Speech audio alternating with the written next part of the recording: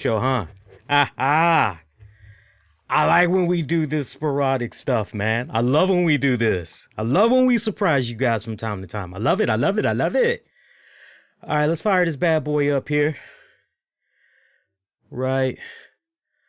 All right, we got good bass in there. Audio check. 1, 2, 3, 4. That's a little loud. Let's see here. It's a little loud here. Let me see what I can do with that. Actually, you know what? Let's see here. Let's see. Let's lower that. It's at 82. I'm going to leave that. That's actually pretty good. I'm going to leave it right there. Okay. All right. That look good. Okay. Let's go to live real quick. Are we streaming? We streaming everywhere? What's going on here? All right. We streaming. Yep. Periscope. Yep. Okay. Twitch just now came live. Good. Okay. All right. We about to start, guys. We about to start. Let's see here. All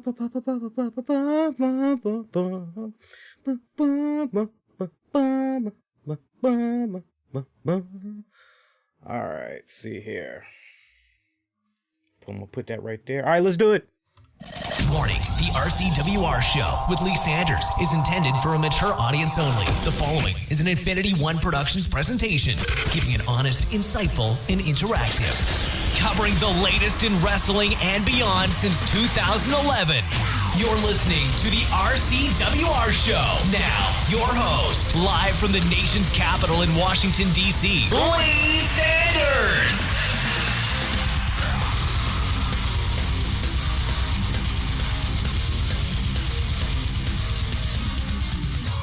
Yo, what's up? Friday night, February 26, 2021. It is a special Friday night edition of the RCWR show. You guys weren't expecting a Friday night show, were you? I did not advertise this whatsoever. If you guys recall, the last show that we did was Wednesday night, and we were talking AEW and NXT Fallout. And I told you guys, other than doing Impact Showdown, which I did drop. Remember, Impact Showdown is an audio exclusive right now. Unless once in a blue moon, I'll do a live edition. But I did drop a new Impact Showdown earlier this morning. So if you didn't listen to it after you get done with this one, go peep it out. But I said, after Impact Showdown, I won't see you guys again until March 1st. That was the deal. So I was chilling. I was minding my own business. I was having a good time. I was enjoying myself. Seriously, I was enjoying myself. But then one thing had happened. As I was enjoying the weekend, I had forgot to put my status to away for some of my clients that I've been working with, trying to work with and everything. And there was actually one client, I wasn't really sure if he wanted to take me up on my services, because he hit me up and he wanted to know if I could maybe record a couple of ad spots for him here and there, basically promote his business. And I said, yeah, sure. And he's like, oh, okay, well, what's your information? Give me your package information. So I gave him all the logistics and everything, and I didn't hear anything back from him. So I'm thinking, oh, okay, well, all right, it is what it is. Sometimes you hear, in my industry at least, sometimes you hear back from some folks, and then other times it's kind of one of those, hey, just circling back. You good? You sure you good? You all right? But then he kind of just out of nowhere, he's like, look, is there any way you could start today? Because I'd like for you to start today. I'm like, kind of hitting me up at the last minute there, but yeah, sure. What the hell? So that's kind of part of the reason. And then plus I'm in a nice, what's the right word I'm looking for? I'm feeling, what am I feeling? Well, I'm feeling nauseous right now. I probably shouldn't be having this beer. I'm feeling nauseous. I'll get to that in a hot minute. I'm feeling, what's the word I'm looking for? I can't, I'm in a giving mood right now. I'm feeling great. I'm feeling energetic and everything. So I just thought, what the hell? Let's go ahead.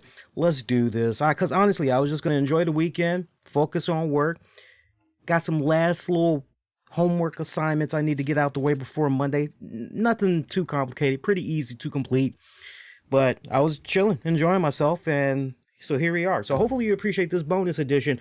Now, here's where it gets fun. I'm not releasing this anywhere else but on the usual outlets. So the Periscope, the Twitter, the Facebook, the YouTube. That's the only way you're going to be able to access this episode. I'm not making an audio version of this. So that's how exclusive this is pretty much going to be for now. Let me tell you something, guys. Before Smackdown tonight, which, by the way, Smackdown was actually pretty decent. I got to say, it was actually pretty decent. We'll talk a little bit about that, but I mean, you know how we do it. But it's Friday. I'm going to try to be as laid back as possible on this show. We'll definitely get into some stuff. Some interesting non-wrestling related stuff that caught my eye that I'd like to talk to you guys about and pick your brains, and I'll definitely give you my thoughts and everything.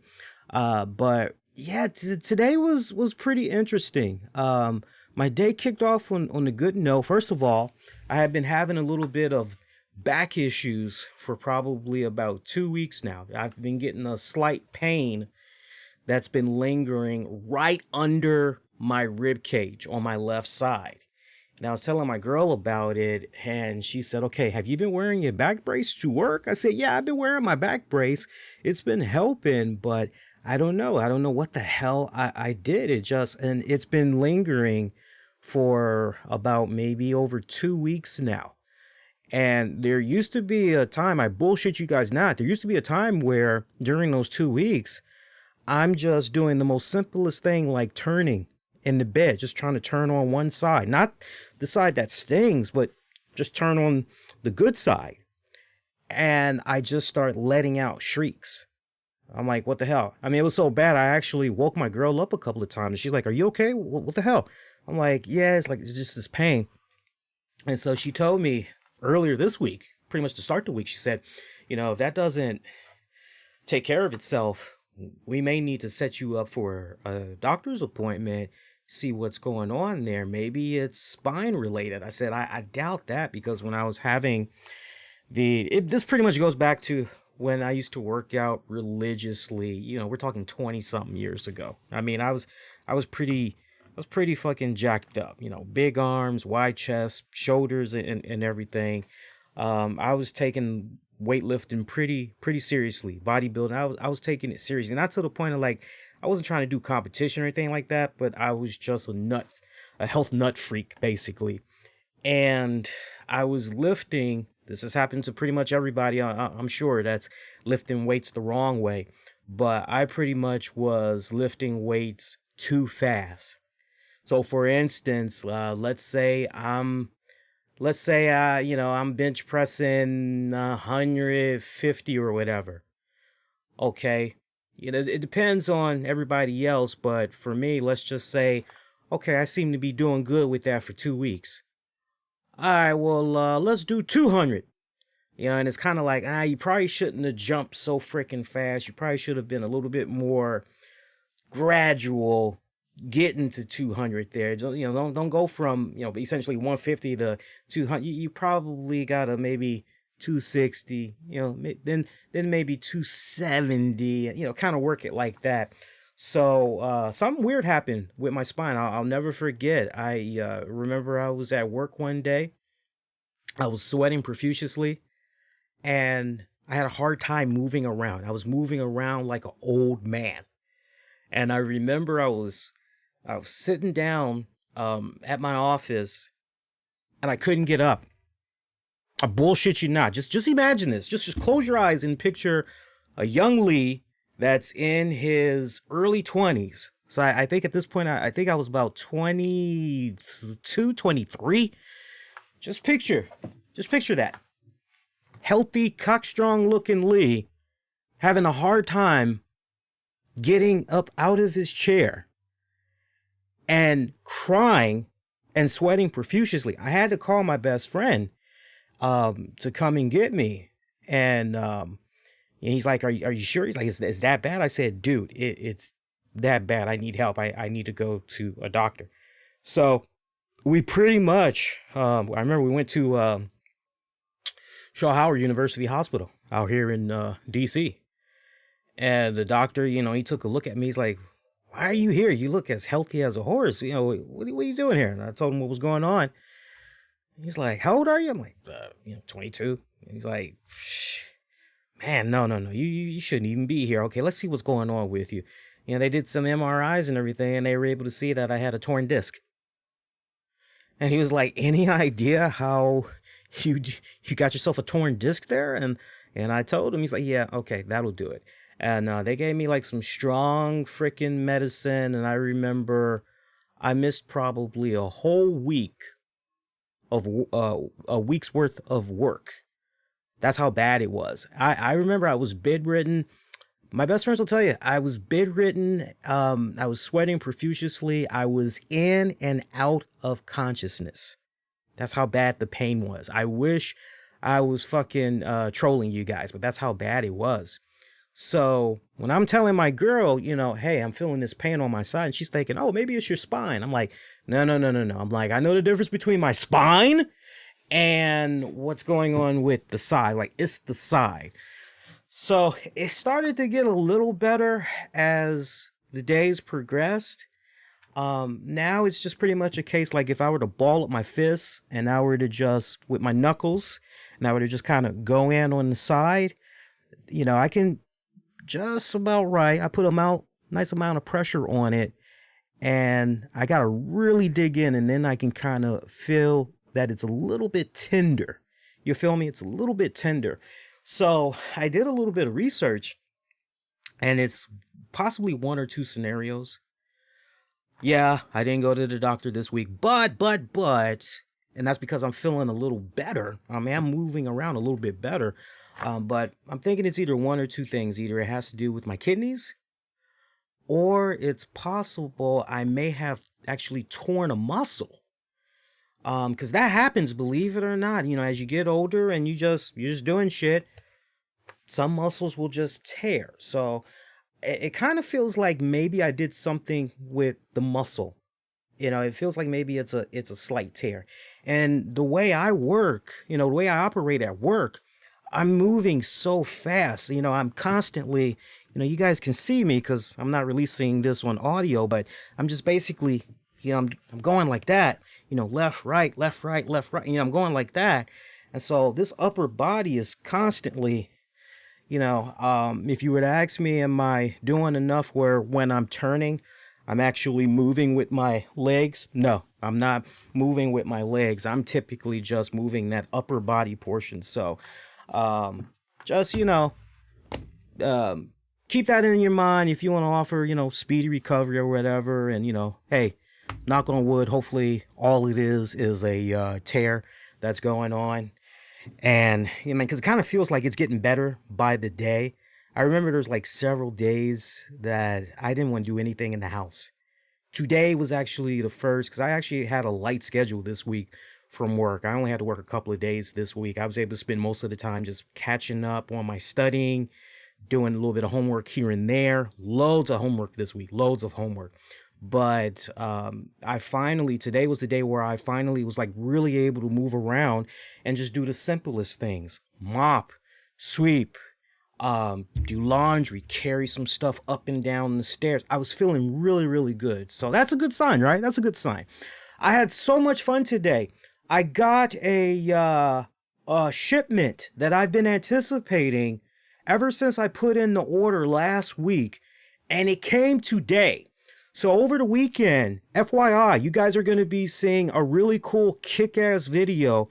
It's going to be my latest unveiling and unboxing, and you guys are going to fucking love it. I promise you. The missus, as always, she's my camera lady, and she's in the background and everything, giving her thoughts as usual. She loved it. She loved what we did with that unboxing and unveiling, and you guys are definitely going to dig it. So FYI that. And also for about off and on for 2 years now, you guys have been asking me, Lee, what's up with the one chip challenge, dude? You gonna do a follow-up? Huh? What's up, dude? You gonna do another follow-up? Well, you got your wish. We did that today. So we recorded 2 videos. We did the unboxing and unveiling, and then we did another recording where it was a new one chip challenge. And boy, I'm telling you, that shit was funny. It wasn't as funny as the last one chip challenge, but that shit was funny. By the way, if you ain't a Patreon member, now's the time to be a Patreon member, because this is how bad the One Chip Challenge was. This is how bad the One Chip Challenge was this time. When we got done, my girl said to me, please tell me you're not going to put all of this, in the version you plan to release for the general public. I said, what, you think that's kind of, she's like, yeah, that'd be a bad idea. Like, no. If you want to maybe do like extended scenes, shit that didn't make the edited version, okay, let it be for your Patreon members. And like, really? She's like, yeah, like nobody needs to see all that. I'm like, oh, okay, cool. So I kind of teased you, so you kind of get your brain going a little bit there. So, I'm looking forward to sit down editing those. So today was fun. Nice and laid back, productive. Loved it. Fucking loved it, man. So, God, where do we go tonight? I guess we could talk a little bit about Smackdown, yeah? And then we'll kind of go from there a little bit. Look, enjoyed Smackdown. Contrary to how some people were voting on the Dave Meltzer Wrestling Observer Awards, I actually thought SmackDown was pretty good this week. I wouldn't say it was a fucking home run. I wouldn't say it was must-see TV. But I would say that for the most part, it was a pleasant. It was enjoyable throughout the entire show. I love the fact that things pretty much revolved around Roman Reigns and Daniel Bryan. I love that. That's an element that when you really stop and think about it, and you were checking out the, Elimination Chamber post show that I did, that's an element that I never really did go in depth on about, there's some unfinished business here between Roman Reigns and D. Bryan that maybe we can kind of follow. I never did really touch that. So it was actually nice to see Daniel Bryan, Roman Reigns continue on post-Elimination Chamber.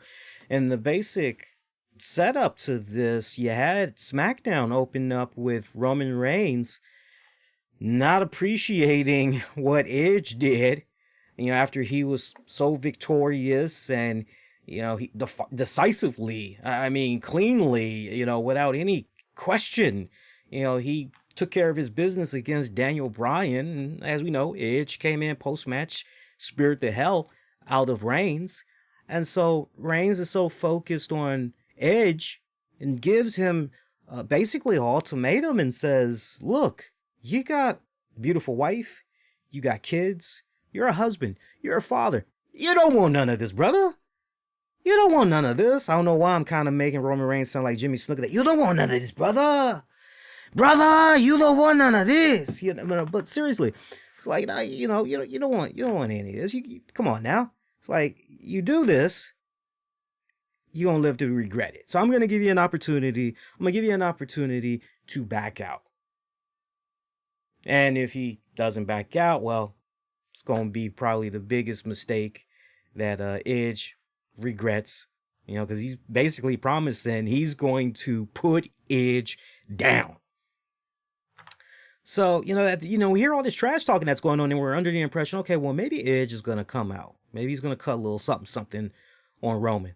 No, we get the music of D. Bryan. D. Bryan comes out, and that was nice how in story they had D. Bryan stirring the pot there, bringing up the fact that Roman Reigns didn't wait to take on D. Bryan in the main event match or just later on in the night for that pay-per-view. He pretty much came out immediately after Daniel Bryan won that Elimination Chamber match to do the daggone match for the Universal Championship, and questioned not only what type of man Roman Reigns is, but also what type of champion Roman Reigns is.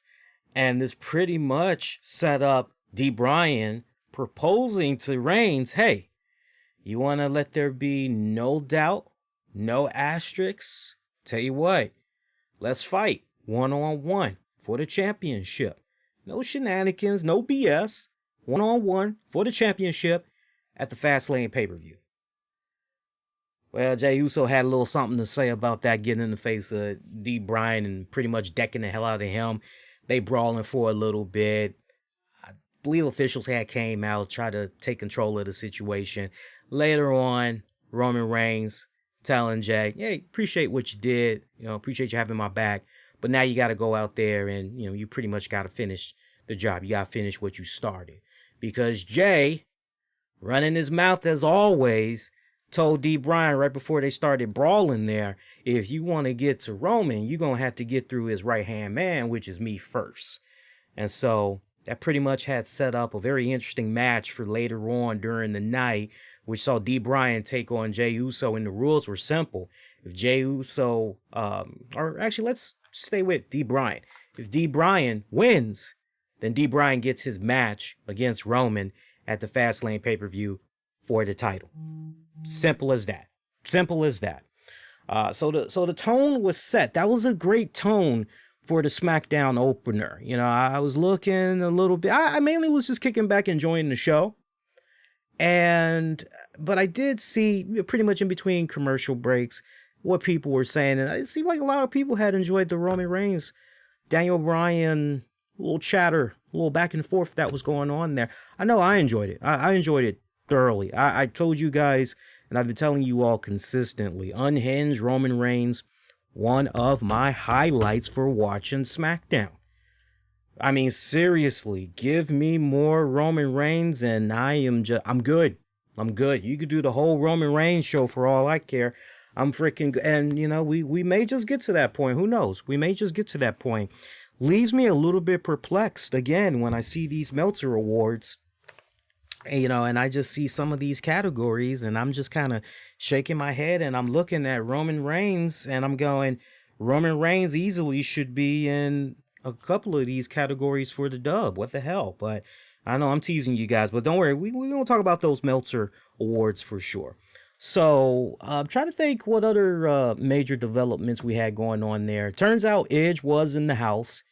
Edge had saw firsthand everything that went down. He was talking with Adam Pearce, Sonya Deville, wanting to know what's up here. I won the Royal Rumble. I'm supposed to face Roman for the title at Mania, and yet D. Bryan gets an opportunity to face Roman Reigns before I do for the title. What's up with that? And it's, come on, Edge, you should know this by now. Anything can happen on the road to WrestleMania. There is a couple of hiccups here and there that can happen on the road to WrestleMania. Ask CM Punk. And that ain't no shade at Mr. CM Punk either. By the way, I still can't believe CM Punk no longer lives in Chicago, Illinois. That's just... I remember when I found out, I think somebody said he now lives in Wisconsin. Is that right? He now lives in Wisconsin?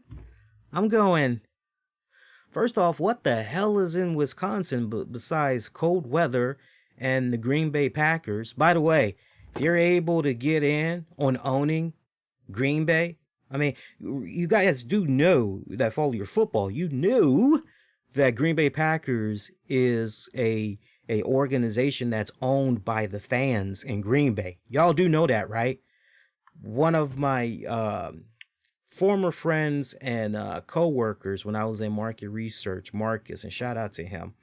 I say former friend because he was more of a co-worker buddy. You know how that is. You got some people that you have a good time hanging out with them at work, but you never hang out with them. But they're so cool, you wouldn't mind hanging out with them outside of work. Marcus was kind of one of those types of people. He was one of those types of people. But I remember he actually owns a little piece of stock there with the Green Bay Packers. So he gets sent information all the time. And I remember I said to him, I said, how the hell were you able to get in that? How the hell were you able to pull that off? And he was like, do you remember that one year? And he named the date. I'm like, oh, yeah. He's like, that's how I got in. I'm like, really? He's like, that's how I got in. I'm like, okay, good for you. I'm like, good for you. But what the hell is in Wisconsin? That's my question. What the hell is out there? I can't believe he's now in Wisconsin. But yeah, just weird. So Edge, a little bit irritated that Daniel Bryan's going to get a crack at Roman possibly before he can at Mania. But then, of course, you're kind of wondering, okay, so if D. Bryan were to defeat Jey Uso tonight, go on to Fastlane, potentially defeat Roman Reigns, then what essentially would that mean for Edge? Would that mean Edge would have to pursue another championship? Would he be able to pursue another championship in time before Mania? Or would he have to face D. Bryan at Mania? You know, kind of one of those deals. And it was awesome seeing in a backstage segment, D. Bryan, Edge, having a few words. I was waiting for that patiently, because when you really just take a step back and you think about it, here were two men that had their own journey and difficulty. Really want to stress that word, difficulty, in passing all the proper medical protocols, getting cleared to come back to in-ring action. I mean, just really stop and think about that. These are two men that we thought we would never see wrestle again. And here we are in 2021 and they're wrestling. I mean, that's just crazy when you stop and think about that. But it was great to see them have that little moment backstage together, you know, wondering, okay, well, have you thought about if you won, you know, what would happen? And what about if you and I were to face off, who you think is going to win that one? And that just kind of was left in the air. But D. Bryan let it be known, you read between the lines, I'm going to win that. Sorry, brother, but you got a lot of ring rust. You got a lot more ring rust than me. And I'm still sharper than ever. I'm going to own you. I'm looking forward to D. Bryan and Edge one of these days in the near future. Good shit. So all that pretty good. Main event match, Jey Uso taking on D. Bryan. Might as well jump to that. I mean, I know we're kind of bouncing a little bit, but at the same time, I'm also trying to just stay with the main flow of what all had went down tonight on the show. Jey Uso, D. Bryan, main event match. Good match. Damn good match. Sadly, ends in a double countout. Yeah. Final moments of that one.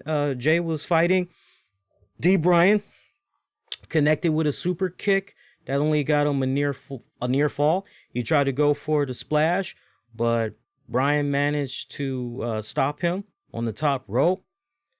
Set up a nice little spot where Bryan went for a superplex off the top rope. Then they went into a yes lock. Jey managed to get to the ropes, forced a break, heads out the ring to try to recover. Bryan's chasing right after him at that point, but then Jey cleverly slams D. Bryan into the ring steps, fights him a little bit more. I mean, they're just pretty much brawling outside. Referee is counting the whole time, and pretty much ref counts to 10, and boom, that's how we get our double count out. So you got yourself a little bit of fuckery going on there. So some people may not appreciate the finish to that. You know, I get that. Seriously, I get that. Some people may not appreciate that, but understand this is all about just further heightening, further enhancing this story arc that's going on here.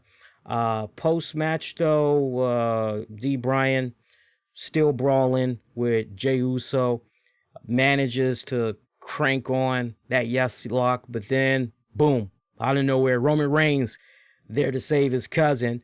Him and Bryan, they're rolling around. Bryan managed to get him in the yes lock, but then Jey comes in there, connects with a super kick. Roman comes in with the spear. Then he applies that trademark, go to sleep, ho. He applies that trademark guillotine choke, chokes him out unconscious. And, as all of this is going on, I just can't help but go, where's Edge?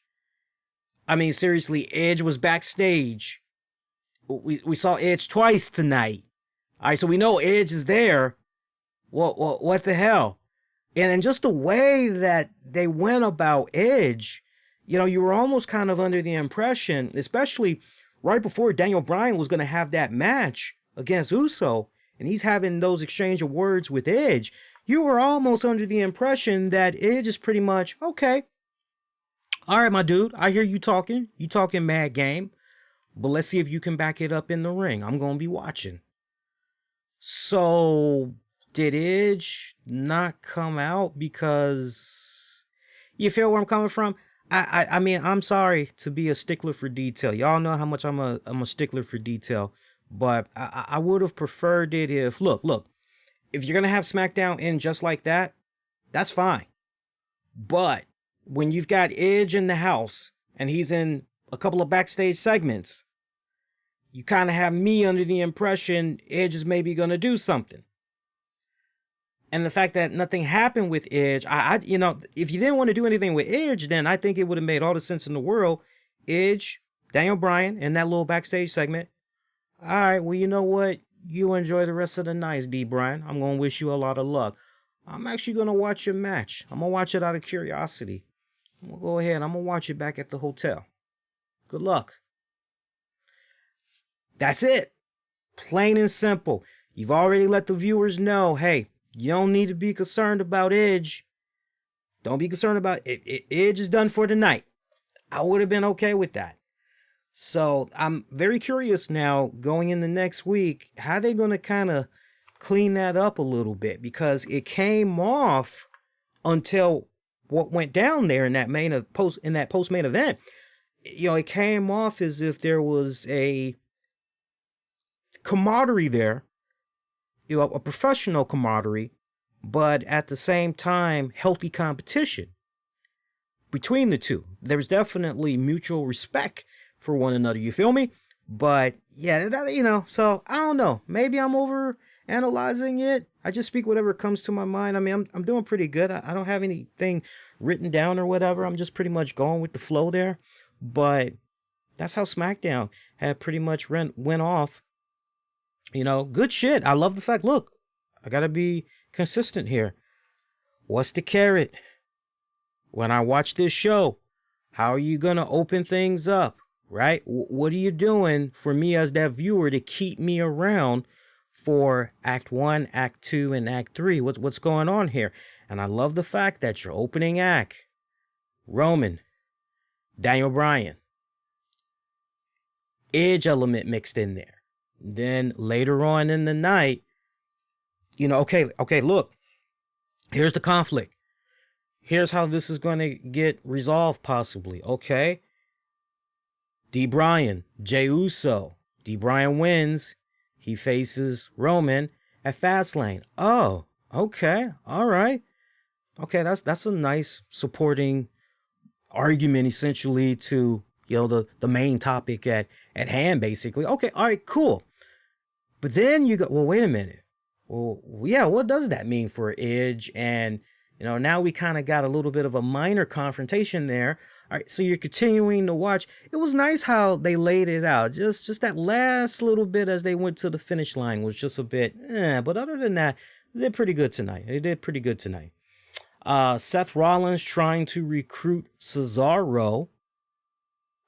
Your guess is as good as mine. What's going on with Cesaro there? If this is finally that time where finally we're going to see some good shit happen for Cesaro, sign me up is all I have to say. But remember, this is kind of following up to when Seth Rollins had that big old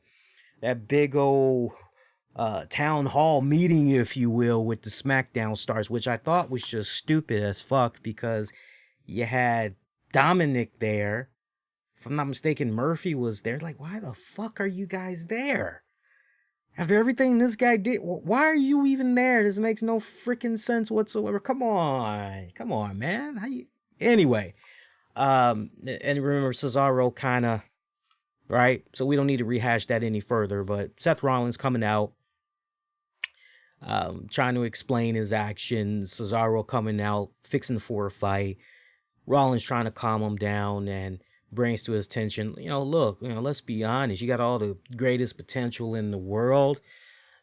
You're a phenomenal in-ring technician. You're one of the best in the WWE. And look how close you've come many times, reaching for that brass ring, but never able, so we get the usual brass ring talk and all that. But Seth Rollins tells Cesaro, look, all you got to do is just join me. Let me help you. Let me guide you. Look, if you would have teamed up with me, you would have won at the Royal Rumble. It'd be you going to WrestleMania right now. Hey, what do you say? Want to team up? What's up? And Cesaro pretty much, him and Seth Rollins pretty much rumbled a little bit there in the ring. Cesaro putting on that trademark Cesaro swing and laid him out real good. D. Bryan's music came on as that pretty much was the segue as we went into the commercial break, pretty much setting up D. Bryan taking on Jey Uso for the main event match, basically. But nice little element that's going on there. I'm very curious. My curiosity, I don't want to just go all balls in on this. I need to see a little bit more there, but I like the teasing that we got there of Cesaro. Okay, are we possibly getting... okay, well, let me not get too excited because this just could be, a one thing, or maybe this is just going to be a 3-month thing, or maybe this is just going to wrap up at Mania and that's it for Cesaro, basically. So I'm kind of just leery as I'm watching this. I'm excited, though. I'm excited, though.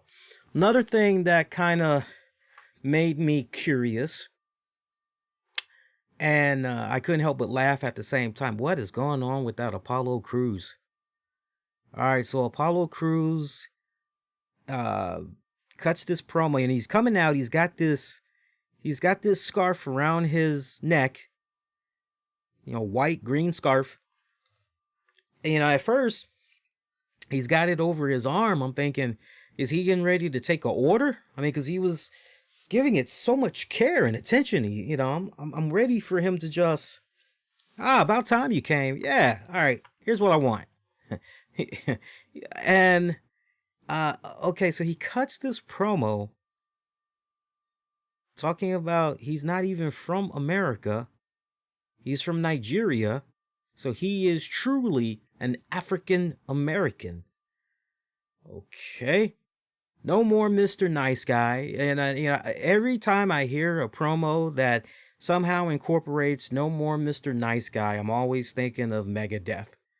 Y'all know that one? No more Mr. Nice Guy. No more Mr. Clean. I know that was probably the worst Dave Mustaine impersonation you ever heard. But yeah, okay, so he's doing that. And then all of a sudden, he just starts busting out a freaking Nigerian accent. He just starts busting out a Nigerian accent. He's like, what the fuck? All I'm thinking of, okay, all right, we got, who's been watching Coming to America? You guys in the WWE production truck, come on, who's the guilty party? Who's had Coming to America on replay all weekend long? Was probably smoking a little bit too much bud and decided, what'd be cool is if we did our own little Prince Hakeem. Hey, that's what we can do with Apollo. It's got potential, a little comical. It's got potential, though. Look, we've been watching Apollo Crews in WWE now for a couple of years. Look, there's no reason to have him do this Nigerian accent. We've seen him too many times in interviews and all that. Like, come on. So let's cut that out. But other than that, kind of putting that to the side. Yeah, it's comical, but it's got me curious. And if you've got me curious, I'm in for the ride. That's what's very important. Get some type of... I'm like this. If you don't have me cheering and you ain't got me booing as a fan, you gotta at least be piquing my interest. If you're not doing any of those three things, it ain't gonna go that far, sadly. So this one is piquing my interest. I want to see how much further this is gonna go. I'm at a point where I kind of personally feel that maybe Apollo Crews could actually use some type of a little mini stable, maybe. Just maybe. I don't know. What do you guys think? I think he might benefit kind of well having himself a nice little stable. Those of you wondering what was going on with Big E, no Big E. Big E still in storyline, still out there for a hot little bit. Let's see. Tag match, Street Profits taking on Sami Zayn and King Corbin. Where's your crown, King Corbin? Street Profits picking up the dub. Damn. Street Profits used to be fucking fire and money. NXT, first half of their jump start on Raw, and then it just, I gotta tell you, when I saw Street Profits, I totally forgot that they were part of the main roster. I'm not kidding you guys. I totally forgot they were part of the main roster. I totally forgot they were on the Smackdown brand. Look, I do appreciate the Zayn Corbin element, though. That much I do appreciate. I don't know, guys. Street Profits picking up the dub. You got Rude, Ziggler watching on. They're your current SmackDown champions and everything. I don't know. For me personally, I just feel as though, no, you know what? This thing that's going on between Zayn and Corbin might be something kind of magical there. Potentially. It's got a lot of potential. I think you all will definitely be in agreement of that. I don't know. Maybe we can kind of ride that instead. And, it doesn't always have to be face versus babyface. Let's switch it up a little bit sometimes. But other than that, yeah, that was just, I don't know. It just kind of feels like, if I were to kind of put my finger on it a little bit, it kind of feels as though everything's been dialed back drastically with the Street Profits. You feel where I'm coming from? I remember there used to be a time where their segments, before it started getting all out of hand, quirky and all that, you know what probably was the beginning of the downward spiral for the Street Profits? Everybody was kung fu fighting. Those moves were fast as lightning when they were doing that shit with Akira Tozawa and then the ninjas and the big black tall ninja and Viking, the Viking Raiders or the Viking Experience, and then they were doing that anything you can do, I can do better shit with the Viking Experience. All of that was just, and I wouldn't be surprised if a lot of fans that, were kind of feeling how I was feeling at that point, leading up to it. Oh man, Street Profits. You see so much upside in Montez Ford, especially. You're looking at Montez Ford and you're going, that's a guy, definitely. That's your next breakout star, man. You do him right. Hell yeah, that's your future Intercontinental Champion right there. Multi-time Intercontinental Champion. Yeah, that's all nice with the tag team titles and everything and tag team division, but just, eventually it's all about being that good breakout star. Like, that's a guy that can definitely go places in due time. Maybe give him about 3 years and we'll see what's up. But kind of weird what's going on there, man. Look, I know at the end of the day, these men and women, they got assignments that they're handed out. I'm sure in a perfect world, we probably would be seeing things if they could have it their way. It's just kind of frustrating from a creative standpoint. You feel where I'm coming from? To see some of these men and women that, we all really appreciate and checking out weekly, and they're in this position that they're in, and we're just kind of left going, damn, I feel bad for you, because I know, I've seen enough. I know what you're capable of. And it kind of feels like you're being shackled there. What the hell, Women's action. We have some decent women's action. It was a good minute since I had seen Tamina Snuka. I love me some Tamina. I love Tamina. She's a cute little thing. I love her. Nice and little thick too. Give me a nice little thick woman. I'm good. Tamina taking on Liv Morgan. Yeah, Natty supporting her girl Tamina at ringside. Ruby supporting her girl and Liv at ringside. Pretty much a total squash match. total squash match. Look, I liked the little bit of offense that I saw from Liv Morgan. That little Liv Morgan, man, she could take an ass whooping. She could take an ass whooping. I mean, I like that whole, all right, she's knocked on her ass, but she just gets right back up and just keeps coming. I like that. But yeah, this was a squash match.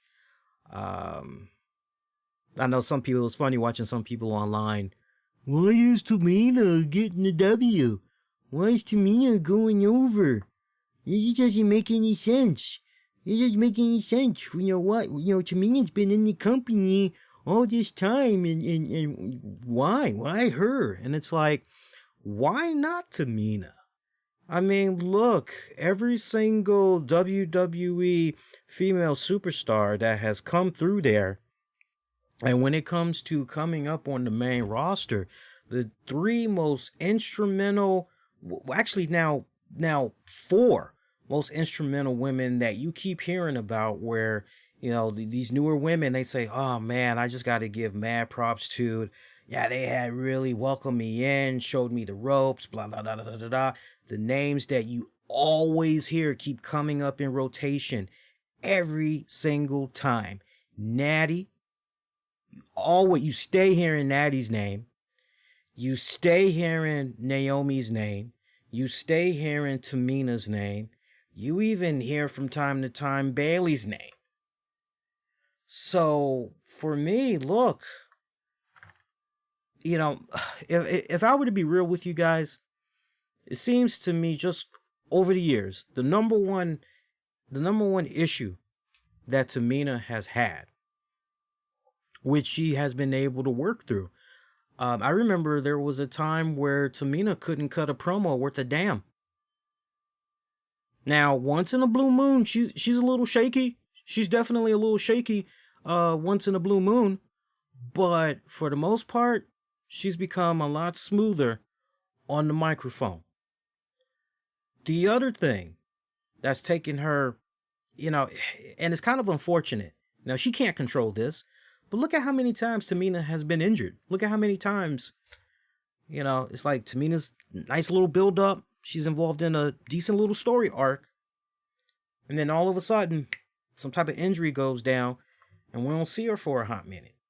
So she kind of has, if you really kind of take a step back and think about it, she kind of has one of those, not the level of injury like a Samoa Joe. You understand what I'm saying? You feel where I'm coming from? But just with the number of injuries, you know, she's almost kind of scratching on that Samoa Joe level, so to speak. But injuries has been her number one enemy. If she can fucking stay healthy, yeah, anything is fucking possible, especially on the Smackdown side of things. You guys should want to, you know, see somebody like a Tamina, you know, you should want to see something new happen in the whole mix. Y'all focused on that. Here's my question to you all. Y'all focus on Tamina. The hell's going on with Carmella? I mean, this now makes the second Smackdown in a row for me where I'm looking for Carmella and ain't no Carmella. The hell was going on with? Is she injured? She on personal leave? What the hell's going on there? That's what I'm really wondering. What the hell is up? Everybody talking about Tamina. Nah, what's going on with fucking Carmella? Let's stay with the women for a little bit longer. Bianca Belair having a decision to make. As tonight was her night, she revealed which championship she was going to be going for. And I love how WWE had set this up, you know, through Adam Pearce and Sonya Deville. Are you going to face the Raw Women's Champion, Asuka? And you're like, okay. Or are you going to face the SmackDown Women's Champion, Sasha Banks? It's like, okay. And I'm doing the Hulk Hogan pose and I'm just waiting to hear, or NXT Women's Champion, Io Shirai. You know, I'm waiting to hear Io Shirai and I'm just, you know, and I never hear Io Shirai. And I rewinded my TV. I never heard Io Shirai. I'm going, oh, so option 3. There is no option 3, right? There's no option C. I know there's option A and B, but how about option C? I'm a force in option C, to kind of borrow a little page out of Austin Aries' playbook. You just can't help but I put a tweet out too. I said somewhere Io Shirai is just wiping the sweat off her forehead right now because she dodged a major bullet. I'm kidding, of course. I'm fucking kidding, but no, it goes back to what I had said, if not earlier this week, last week, where, man, as far as the NXT effect, yeah, that's all nice that we saw Edge and Bianca Belair. They're doing all this cross branding, cross promoting stuff. Am I gonna pick you? Am I gonna pick you? Or am I gonna pick you, brother? And then, like, after the pay-per-view, it's just pretty much like, really after TakeOver, it's just pretty much, all right, so there's only 2 champions. Like, no, there's still 3. What the hell? There's still 3. What the hell? Just kind of nerve-wracking for me. But Bianca Belair, right before she could make the decision, Reginald came out. And I was actually pleased to see Reginald once again, because I just felt that with the Bianca Belair segment, nothing against Bianca. Bianca on the mic, yeah, golden, but the way it was structured tonight, like, okay, let's say her segment is supposed to go 10 minutes long. Her talking and everything, 10 minutes long. All right, you know what? The first 5 minutes, you're there. But now when we get to that 6-minute, 7-minute mark, it's like time to wrap it up. We should be done by the 7-minute mark. We should be nowhere near the 8-minute mark. And she kind of had a little bit of overkill. Not her fault, just the way it was structured. So I was actually happy to see Reginald come out there, because it was, okay, it's kind of dragging a little bit. It's going down a little bit. All right, let's pick it back up. And Reginald essentially trying to, I guess, talk Sasha Banks out of choosing Sasha Banks to face at WrestleMania. Sasha Banks come out, tells Reginald, I don't remember asking you a damn thing, especially as far as talking on my behalf. Like, damn. Like, poor little Reginald. But anyway, so Sasha, Bianca having their little go back and forth there. And pretty much it got settled right then and there. Bianca Belair choosing Sasha Banks.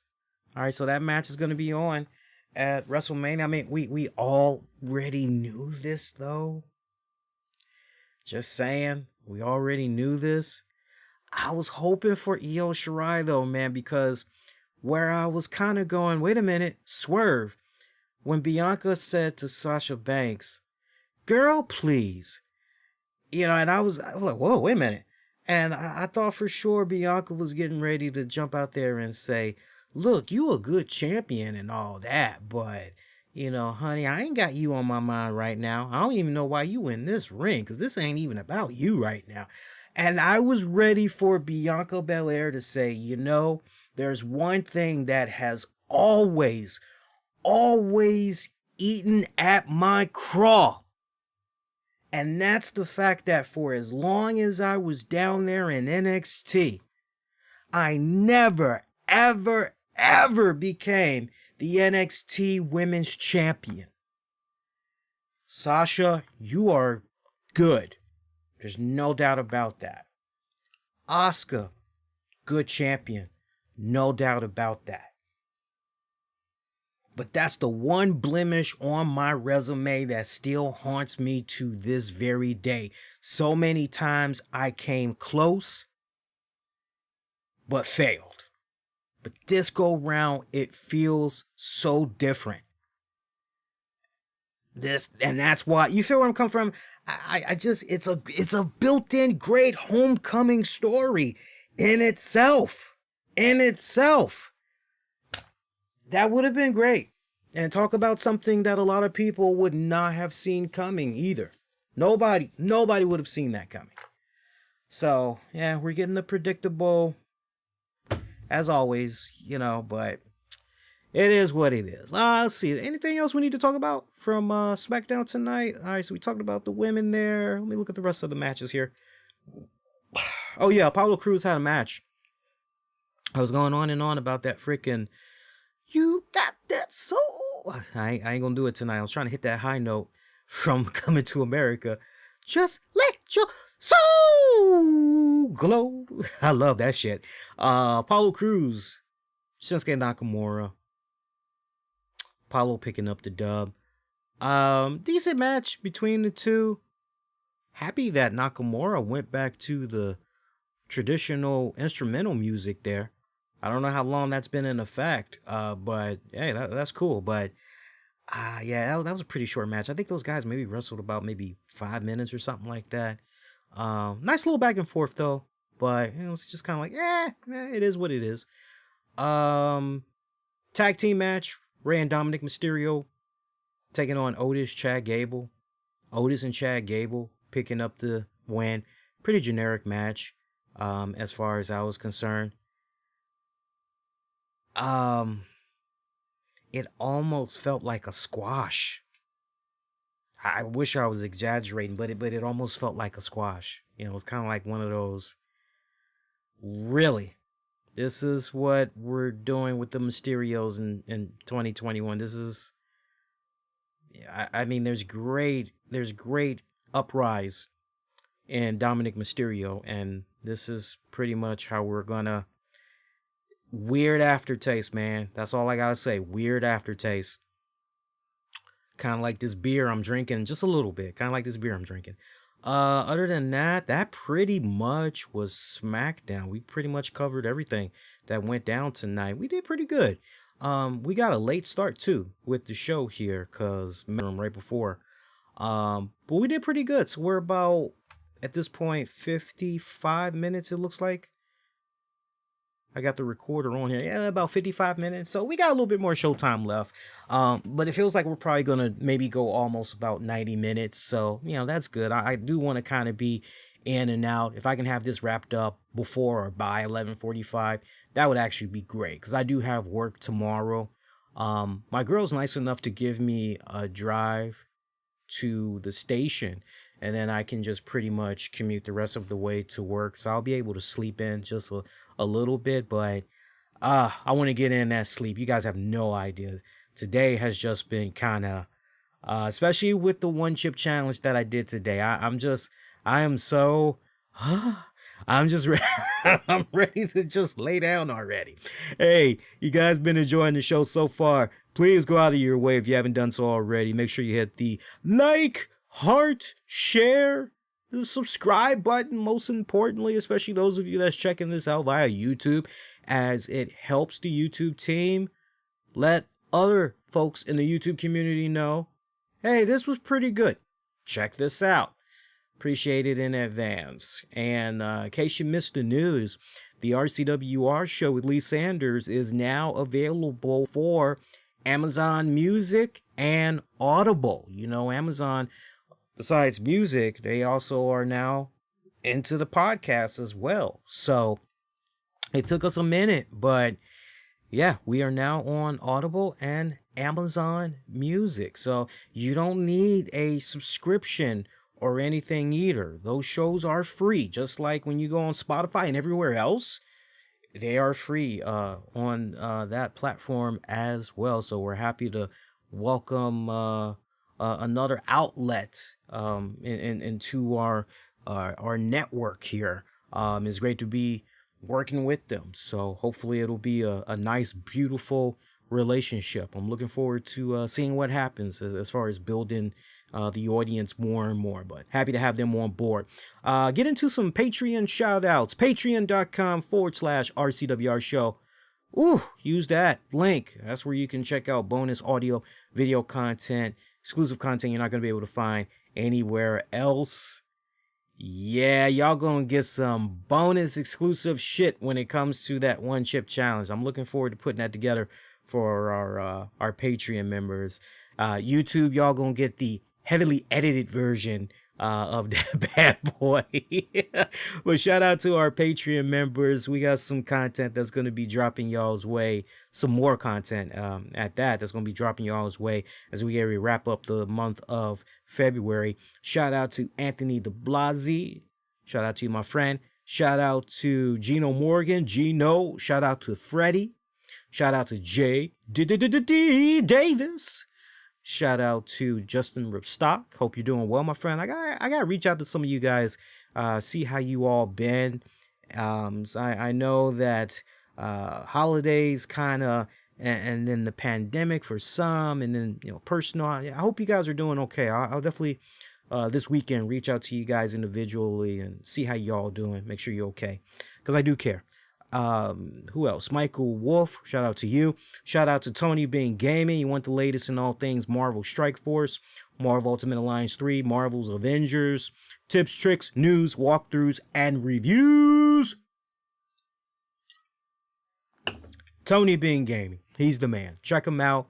He's got Patreon paywall as well. Find him at that same name. Shout out to Wishful Walking Videos. They are on YouTube. Make sure you show them some love. Check them out. And shout out to the rest of our sponsors. Love you guys tremendously. So let's get into not really too much has gone down since last we were on the air. One thing that I do want to talk about, though, I did not get a chance to talk about this on the Wednesday show. Because if I'm not mistaken, I think I'm trying to think. Give me a second to think. I believe it went down. Yesterday. I believe it went down. Yeah, it was yesterday it went down. I just know for sure I wasn't on the air Wednesday when it had initially went down. But rest in peace to Joseph Hudson. From time to time, you've heard me talk about the NWA promotion. Hell, there was, if not 2 pay-per-views, definitely 1 pay-per-view I had reviewed, the Into the Fire pay-per-view. And, it sucks what's going on with NWA right now. A quick sidebar. I won't be long-winded. I just want to say that I just think it sucks. Because you saw so much potential. And, Billy Corgan means well. He does. But Jesus, when you look at what's going on with all of these other promotions and how they've been able to adapt with this whole pandemic, and you see the way Billy Corgan and NWA have been operating, it's just, it sucks. I thought if anybody was going to be able to continue to put out riveting content, I thought it was going to be the good folks in NWA. But anyway, not important right now. But shout out to Joseph Hudson. You guys pretty much knew him as the question mark, and he was out there with was Aaron Stevens or Damian Sandow, as I pretty much know him as. And he passed away. And you're like, what the fuck? And I remember when I was on social media the other day, and one of the first posts that I saw commenting about his passing or bringing to attention that, hey, he's passed, it was actually Nick Aldis, because I actually follow Nick Aldis. I thought it was so funny, by the way, just kind of lighten the mood a little bit, mixing with the seriousness. I thought it was kind of funny, by the way. I still remember a couple of months ago, Nick Aldis had shared a really nice picture of his wife, Mickie James. And it was in a tweet, and he said something along the lines of, man, I think I might need to make a withdrawal or something like that. And I remember I came right back and I said, yeah, man, make sure you put in that deposit. And I posted a GIF of basically 2 fingers that were holding on to a quarter, and the quarter was being put into the little arcade slot machine there. You know how it is, you're getting ready to play Street Fighter or whatever, you put the quarter in the little slot. That was it. It was just 2 fingers, quarter going in the slot. And the new feature that Twitter has now, where you can basically, say you're trying to respond to my tweet, and I have the power, as well as everybody else. It just, as long as you are the one that created that post initially, you have the control to do it. If you're commenting on somebody else's stuff and other people can see what you can't omit. It has to be a post that you created.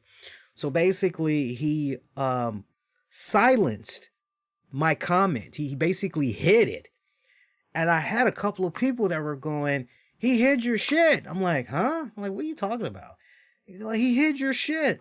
Like, it was funny. There was no reason for him to hide it. Like, what are you talking about? And I said, like, oh, well, he did he? I'm like, I didn't take it personal. It was like one of those, okay, if he felt that was a little bit off limits, okay, all right. He's the only one that should be saying stuff like that. Okay, that is fine. No problem. No problem. But I thought that was kind of funny, you know. You just swore I had said, yeah, man, go bang the shit out of her. Yeah, like, come on now. Come on. I'm not gonna be that crude. Not online. I gotta, first of all, I gotta really fuck with you like that. You gotta fuck with me like that, and we gotta know that, you know, we can talk a certain way and everything's good. You ain't gotta worry about, you know, you, me, and him. What we gonna do, baby? Look that up. Good hit song. Good hit song. But anyway, so yeah, I'm trying to lighten the mood a little bit, because I mean, this is serious, but yeah, you know, you hear the question mark, you know, you hear he passed away, and I'm like, what the fuck? Nick Aldis is one of the first people I saw that had shared the news, and it's very murky right now, very murky. No details are known right now as far as, you know, what was the cause of his death. I mean, you see some people that are putting some stuff out there, oh, poor health, and it's like, okay, I need you to be a little bit more specific. You know, you got some people, oh, he was having heart problems, and it's like, you know, I hear all that stuff. I get it. I hear all that stuff. People are just trying to, but especially in the mindset that I have these days, now my whole thing is I challenge everything I read. You know, so if you're going to tell me, oh, he was having some type of heart issue, or he wasn't healthy, it's like, okay, back this up. Because as far as I'm concerned, it's just speculating. Support this argument that you have. You know, just give me nothing but the facts, ma'am. Nothing but the facts, sir. You know, so there's a whole lot of speculation that's floating around there. And I don't want to be coming on here and speculating. I hate speculating. I want to deal with the facts as much as humanly possible. You know, it's one thing if you, the fans, the listeners, it's one thing if you guys ask me flat out, Lee, what's your 2 cents from a distance? What's your general feeling about, okay, you're asking me to give my personal opinion. That's one thing. And I will always stress, hey, my personal opinion. But, you know, when it comes to just stuff like this, as always, we got to rise above. Have we not learned from what went down with Brody Lee? Boy, did that freaking blow up big time for some of the people involved that were demanding answers and all this other shit. You know, just the way that they did his wife. I mean, absolute bullshit. You saw how quick that had died down too, did you not? So let's just respectfully give the Hudson family their space, their privacy, you know, allow them to mourn in peace. And I tell you what, if you guys want to do something really, really, really cool, they've already met their goal. But if you want to add even more extra financial security and peace of mind for the family, I would highly encourage you guys in a Bing Google search, just type Joseph Hudson GoFundMe. You can do this in a Bing or Google search, and it's the very first thing that you see. The very first thing that you see in the Bing or Google search. And you'll know it's the correct one because they've exceeded their goal. They wanted $15,000. $15,000. And as it stands tonight, they got $27,594,000. Now, some of you guys may be going, oh, well, they met their goal. I'm good. Look, a lot of us are still in a position where the pandemic, money is real tight. It's real tight. I respect that.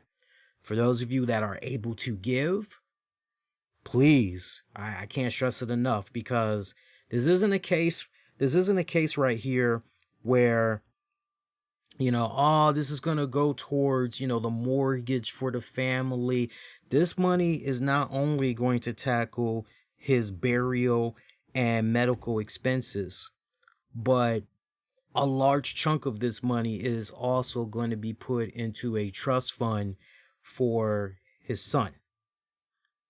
So you want to talk about, you know how I always am on this show, and I'm always talking about paying it forward, always forward. Those are the words that I always use. You got to get in on this.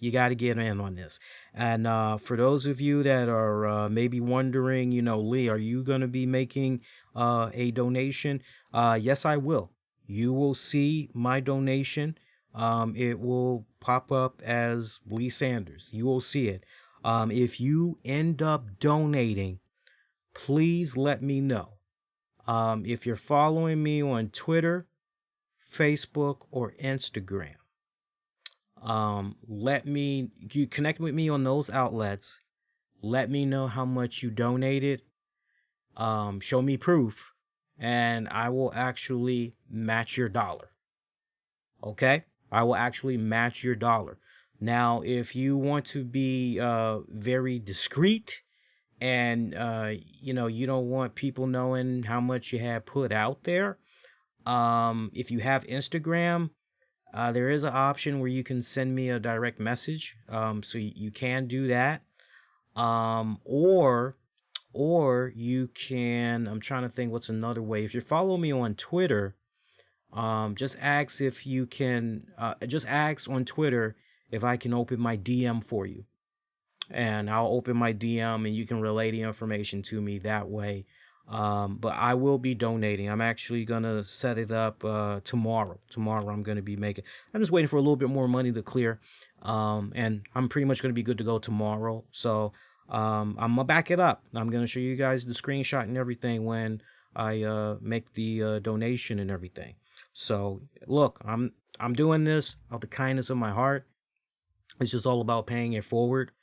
For those of you that wish you can give, you just aren't in a position where you can financially give. You ain't got to explain it to me. I know how it is. Trust me, I know how it is. That's why I'm in school right now, because I'm trying to make sure that, pretty much on the road to 50. I'm 40 right now. It's like 10 years from now, wham, 50 is going to, it feels like just the other day I was 35 and then I was 30. I'm 40. So I'm in school because I'm trying to make sure that with regards to a pandemic and just career-wise, my family ain't got nothing to worry about. They're going to continue to be taken care of because Big Boy's got, he's handling his business. But if you're not able to give, just share the link throughout social media. Encourage people to, try and donate whatever they can donate. Every little bit helps. Probably in his late 30s, maybe the mid 40s. Many times, this was a guy, if your Dark Side of the Ring episodes, he was used a lot on there. Definitely as Bruiser Brody. Talented guy, musician, but his shit as the question mark. I loved it. It was just him and Damian Sandow. Just a perfect combination. I loved it. Just comedic geniuses at their finest, but Godspeed, man. Godspeed. Sucks what had happened. I mean, to hear somebody dying so young, breaks your heart when you hear that. Breaks your heart. We'll get into the Meltzer Awards in a little bit because that's a little lengthy. But I definitely want to talk about that. Other than that, I am seeing that Kelly is planning on suing Ring of Honor and Sinclair, alleging discrimination and harassment. I'm not sure how many of you guys are aware of this, but she's filed a lawsuit against the promotion and the parent company, Sinclair Broadcasting. And Hill by Nature, they're reporting that Klein filed the lawsuit against the companies on Wednesday.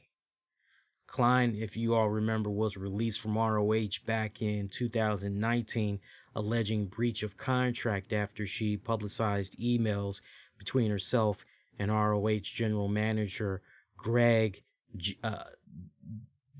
I think is Gillian, and claimed that the company didn't have a concussion protocol. It's a 28-page lawsuit that's alleging ROH breached their implied contract with Klein, owes unpaid royalties, violated state and federal equal pay acts, and discriminated against her, harassed her, and operated an unsafe work environment. Named in the lawsuit is that Gillian dude, ROH creative director Hunter Delirious Johnson, Ring of Honor COO Joe Koff, and Jay Lethal named in this lawsuit as well. Klein alleges that ROH created an environment through negligence and illegal actions which resulted in injuries to herself and other talent, noting that she was injured during a match on September 16th, 2016, and that nobody employed or engaged by defendants checked in on Klein's condition, and no medical staff was available to evaluate her. She said she reported the injury to BJ Whitmer, the agent who put the match together, but that no medical treatment was made available to her. She told Johnson she was going to seek pain treatment. He did not offer any information, guidance, or information regarding treatment. What the fuck? And she had to seek treatment at her own expense without any reimbursement or attempt to reach out to her by ROH regarding the injury. So pretty much, those are the instances. If you wanna read a little bit more about this, I'm actually posting the link for you guys right now in the chat, and it's pretty lengthy. Kind of just does a nice little recap and gives you all the info that there you go, gives you all the info that you need as far as what all had went down. But check that out. I'll probably talk a little bit more about that on Wednesday's RCWR show. Look, I'm no Perry Mason, I'm no Matlock, but make sure you tune in Wednesday, because I'll definitely do my best to dissect that a lot more for you guys. I definitely feel, though, if you were to ask me off the break, I definitely feel she has a strong case. First name that really comes into my mind right now is Joey Mercury. Yeah, if there's ever a time for Joey Mercury to start being vocal again and all that, here's his moment. Here's his big moment. But yeah. Also, WWE, they've got a very interesting documentary that's going to be happening real soon in March. And it's called Heaven. And this is their first time that they are doing a documentary basically outside of the WWE bubble.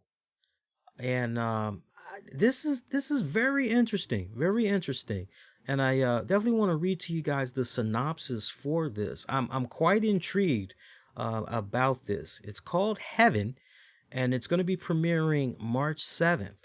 And the synopsis for this, check this out. For the first time, WWE Network Documentaries will expand its award-winning storytelling beyond the world of sports entertainment when it presents Heaven, a new documentary premiering Sunday, March 7th.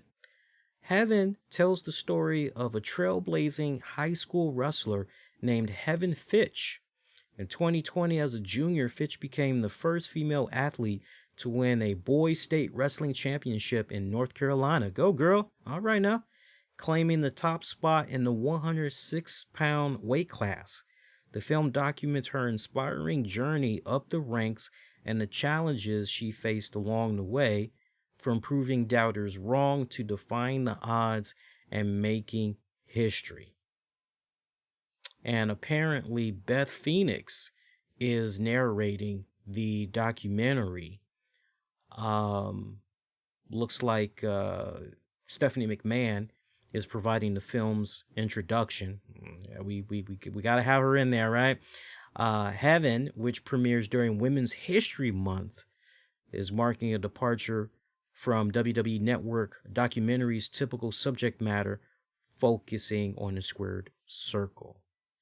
So I'm looking forward to checking this out. I know some of you guys are probably like, this should be right up you all's alley. This really should be up you all's alley because, you know, if you're into wrestling, then you should be appreciating all forms of wrestling. You know, especially the amateur wrestling, whether it be on a high school level, college level, you know, Olympic level. You know, you guys should be into that type of stuff. And who knows, man, maybe in a few years, somewhere down the road, maybe this Heaven Fitch girl is potentially somebody we may see in the WWE. You just never know. Things have an interesting way of coming back full circle, so to speak. So bookmark that again, Sunday, March 7th. I'm definitely going to be checking it out. I will definitely give a review on it. And look, you know me, I'm not going to lie to you guys. I'm not going to beat around the bush and act like, oh, I've never heard of this girl before. I did not hear about this girl until I read the press release that WWE put out with basically the trailer. I saw the trailer for it on Twitter. And I'm going, oh, what's this about? And I'm like, I skimmed it a little bit. I'm like, oh, okay, cool. And the information that I just shared with you all in the synopsis, that was my first time actually looking at, okay, what's this about? You know, I knew it was about a amateur wrestling girl, you know, just kind of based off what I saw of the tweet. But I'm very intrigued. I don't know about you guys, but I'm definitely very intrigued. So I'm definitely going to watch it. And for those of you that maybe just want to kind of wait it out, and I got your hookup. Don't worry, I got your hookup. But man, that is just that's amazing. That's amazing. She finished the 2020 season with a record of 54 wins and 20 losses. Again, 54 wins and 20 losses. I mean, that is badass. This is a girl that wanted to get involved in wrestling as young as 6 when she was watching her older brothers participate in the sport, basically. Right? I mean, that's just wow. That's all I gotta say. So I'm looking forward to that. That should be pretty good. One other thing, got the ratings breakdown for this week's AEW and NXT. If you guys recall, on social media, actually on this past Wednesday's RCWR show, I told you guys my predictions for what I thought was going to go down. I told you guys my predictions on what I thought was going to go down with the ratings. And here we have the official numbers. Now, just to kind of refresh you all's memory, I predicted that AEW we get 779,000. NXT 733,000. And I said to you guys, okay, they're definitely going to get their over 1.5 million viewers. And I believe when you add those two numbers up, I believe that is actually let me go to the calculator real quick and I'll tell you. So I said 79,000, and we'll add the 733,000. So basically I had it as over 1,512,000 viewers combined That's what I was projecting. And they actually had hit 1,565,000 viewers combined for this week. So, Dynamite was ahead this week, earning 831,000 viewers and a 0.35 rating. All right, not bad. 432,000 viewers in the key adult 18 to 49 demographics. Meanwhile, NXT had 734,000. Now, did you peep that out? Remember what I said. Go back one more time. Remember what I said. AEW, I was projecting 779,000, and they got 831,000. NXT, I was projecting 733,000. And the official number for NXT this week is 734,000. Pretty damn scary there, ain't it? Pretty damn scary. And a 0.18 rating. So basically like 233,000. So Dynamite was number 5 for the night behind 2 NBA games, MTV's Challenge, Double Agents, and Real Housewives of New Jersey. NXT came in at number 24 for the night.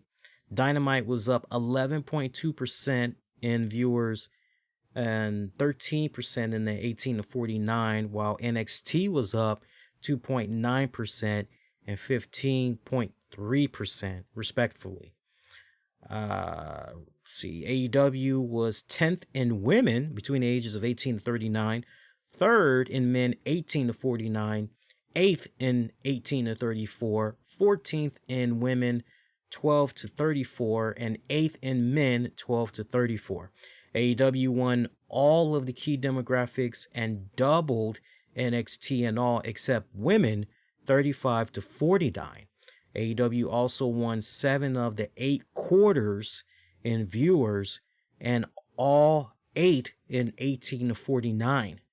It doubled NXT in the demo from 8:45 p.m. until 9:30 p.m.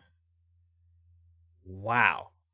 So Dynamite had 66,000 viewers in the 18 to 34, down 9.6% from last week. 50,000 in women 18 to 34, up 16.3%. 236,000 in men 35 to 49, that's up by 18.6%, and 100,000 in women 35 to 49, up 17.6%. NXT had 22,000 viewers in men 18 to 34, down 35.3%. 2,300 in women 18 to 34, that's up by 130%. 118,000 in men 35 to 49, that's up 24.2%. And 70,000 in women 35 to 49, down 4.1%. Now here's where it gets interesting. Look at these quarter segment breakdowns for the viewership and all that.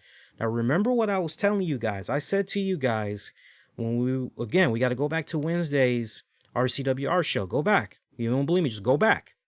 I said to you guys, okay, looking at some of these matches, what was going head to head, I told you guys, I felt that NXT, even though they had the quality on their side, there was a couple of areas there where they probably were gonna, maybe beat AEW in a few areas, but that AEW was pretty much they were gonna take it all home. Was pretty much my message.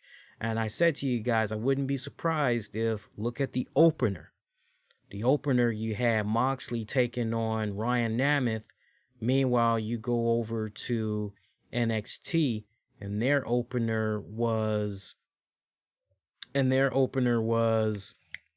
Loomis taking on Gargano, right? So peep this out. Let's see what went down here. AEW in quarter 1. Jon Moxley versus Ryan Nemeth. Moxley promo, Lance Archer, and Rey Fenix promo. 832,000 viewers. NXT's quarter 1. Dexter Lumis versus Johnny Gargano. 800,000 viewers. Young Bucks segment, Varsity Blondes versus Team Taz. Segment 2, 765,000. All right, so they went down 67,000 there. They went down 67,000 there. Meanwhile, NXT's quarter 2, MSK video, Grizzled Young Veterans attack MSK, Tyler Russ versus Leon Ruff, Zoe Stark, William Regal segment, 781,000. They went down by 19,000. AEW quarter 3 segment, Sting and Darby Allin brawl with Team Taz, Miro and Kip Sabian interview, Brandon Cutler versus Jake Hager, 840,000. They went back up, 75,000.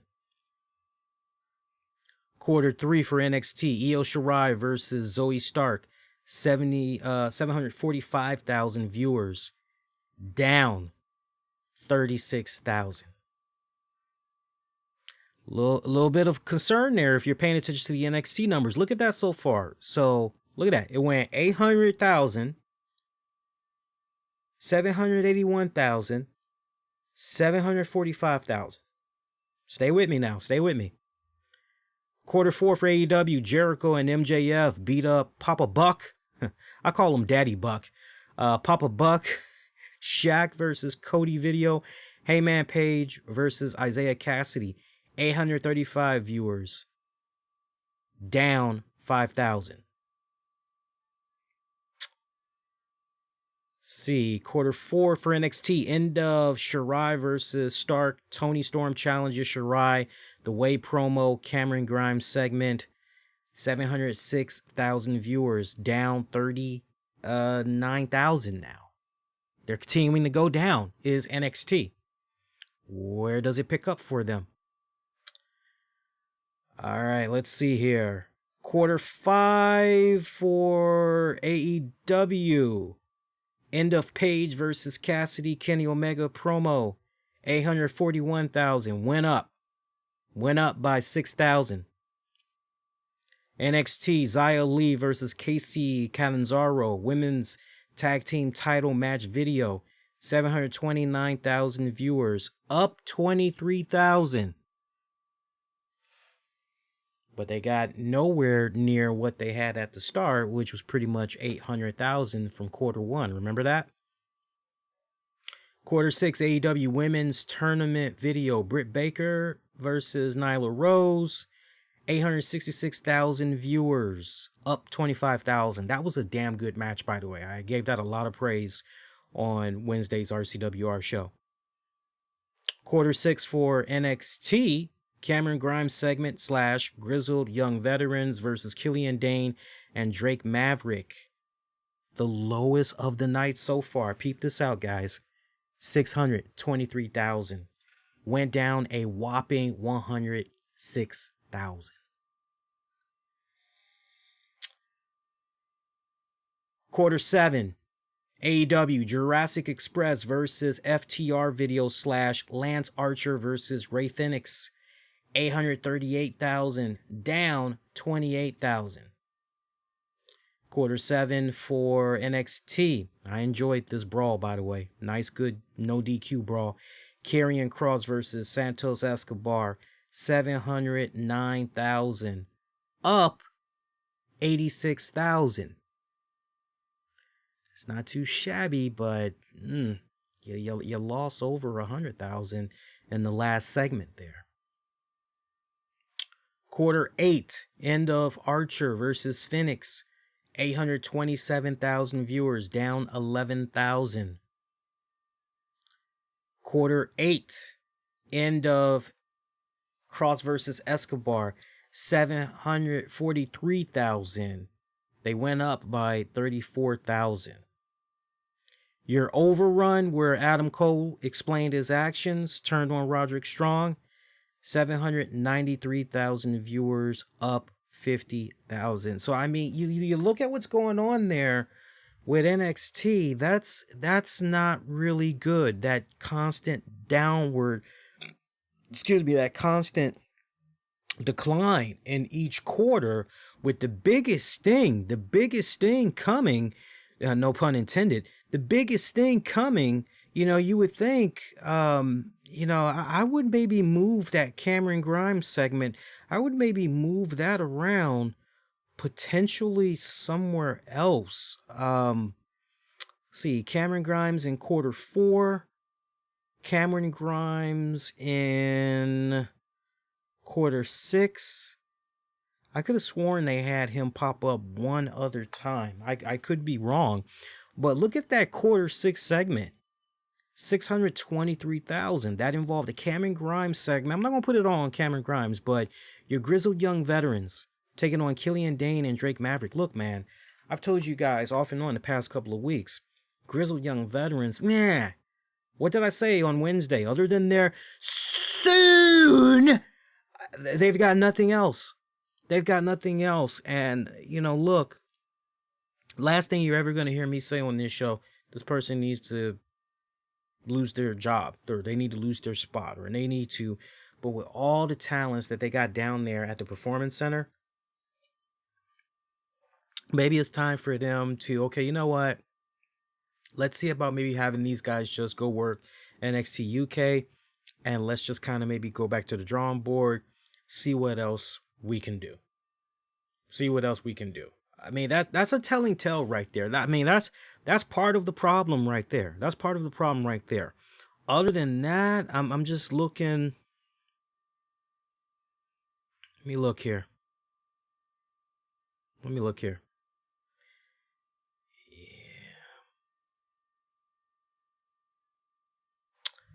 I need to see a little bit more data with Cameron Grimes. I'm liking what's going on with Cameron Grimes right now, but that could be also a little bit of a problem. It's possible that could be also a little bit of a problem. I've spent so much time on NXT. Let me look at AEW.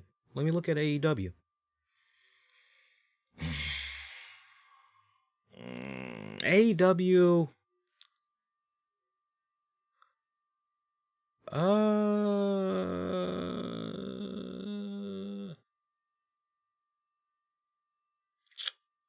I'm still looking. Bear with me. I'm still looking here.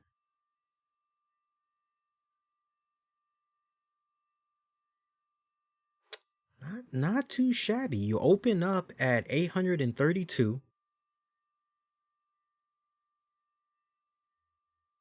My God, Sting, Darby Allin brawl and Sabian interview and all that had a stronger segment than the Young Bucks taking on the Varsity Blondes. I find that interesting.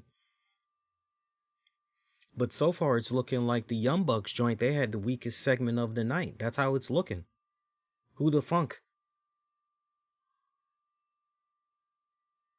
I mean, how badass is that? Looking at this data right here, I find this fascinating. The women's tournament between Britt Baker and Nyla Rose had the strongest number for the entire night. And I bullshit you not. I'm looking at this. I'm looking at all 8 quarters. And they had the best segment of the night. Your second place would actually go to the Sting Darby Allin brawl. And then the setup with Kip Sabian interview, Brandon Cutler versus Jake Hager. That's your number 2 right there. Your third place. Let me look at your third place. Your third place would actually be... Jurassic Express versus FTR video, Lance Archer versus Ray Phoenix. That's sitting at 838,000.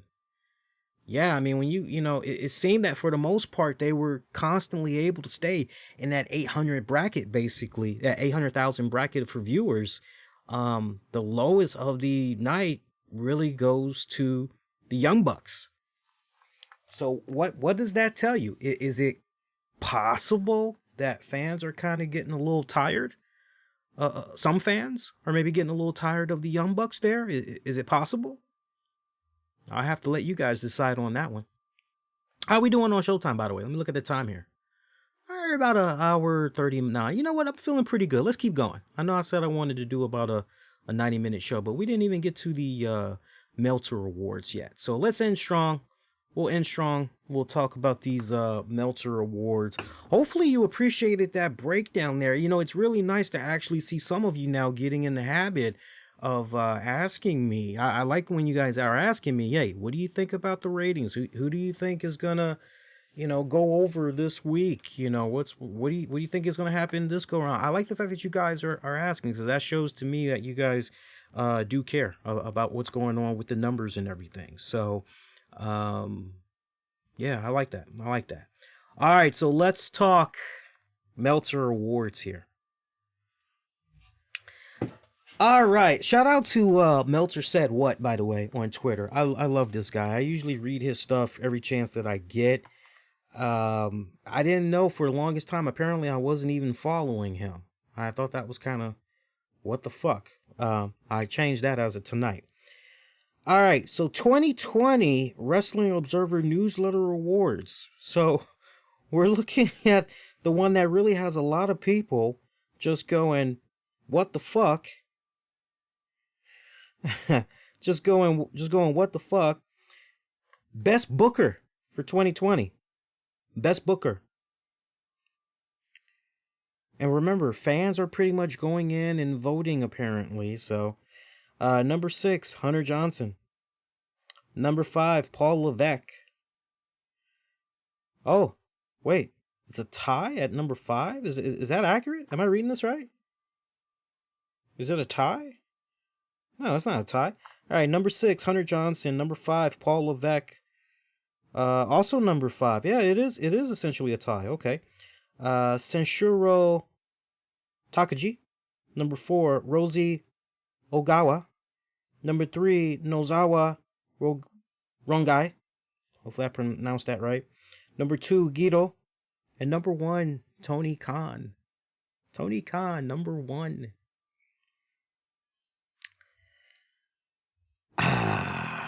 Look, man, look.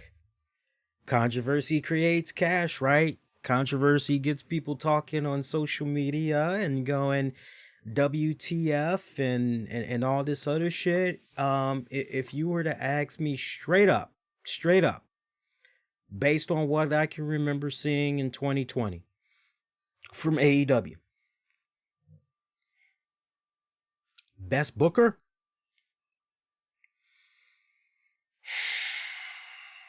Best Booker, huh?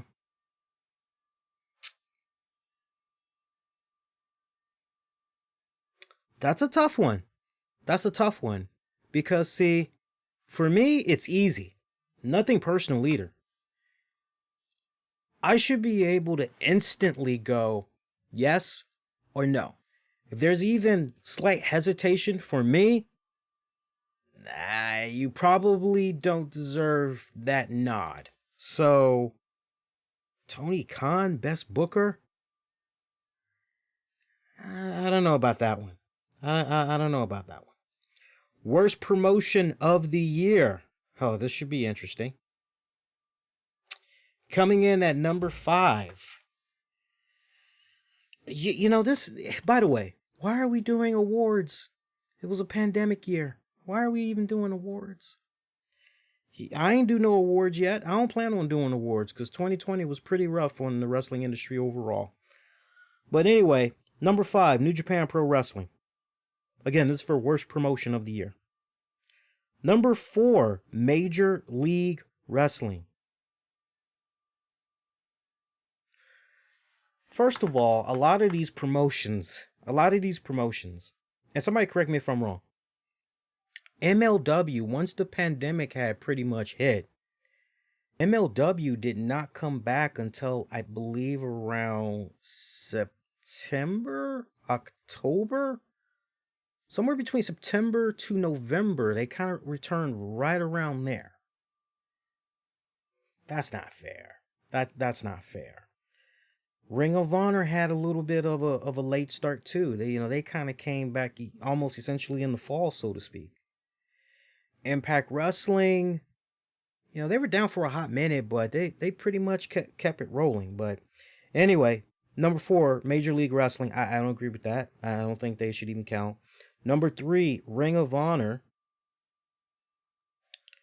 Number 2, Impact Wrestling. No, I don't agree with it. Worst promotion of the year? Worst promotion of the year. I'm sorry, but look, I love Billy Corgan. Got all the Smashing Pumpkins albums and everything. But no, if we're going to put a worst promotion of the year, NWA has to be put on here. Because at least you can make the argument from the standpoint, hey, look, say what you will about MLW, NJPW, ROH, and Impact, but, you know, look at NWA. It's like, yeah, they had some nice, cool original content that was put out there, a little web diary series and everything, but, you know, they never were really able to bounce back after all the great buzz that they had with NWA Power and everything. So, Impact Wrestling, worst promotion of the year at number 2. No, I've watched more than a year's worth of Impact, and you know, for the most part, you've heard me sing a lot of praise about what Impact has been doing. Very seldom you've heard me give constructive criticism on Impact, but I do give it when it's needed, when it's due. And I most recently gave that constructive criticism on Impact Wrestling. Listen to this week's Impact Showdown. There were some choice words that I had to say about the way the whole Moose world title situation was handled. And when you hear my argument, you'll appreciate my takeaway. I also doubled down on my thoughts about the whole Tony Khan segment for this week, where they shitted tremendously on Impact Wrestling. It was so bad you had Tommy Dreamer react to that video on social media. And I had some strong criticism for Impact. Probably the most strongest criticism I've had of Impact Wrestling to date since I've been back talking about Impact so far. So check it out when you get done with that. Number 1, World Wrestling Entertainment. We're going to put World Wrestling Entertainment as worst promotion of the year overall.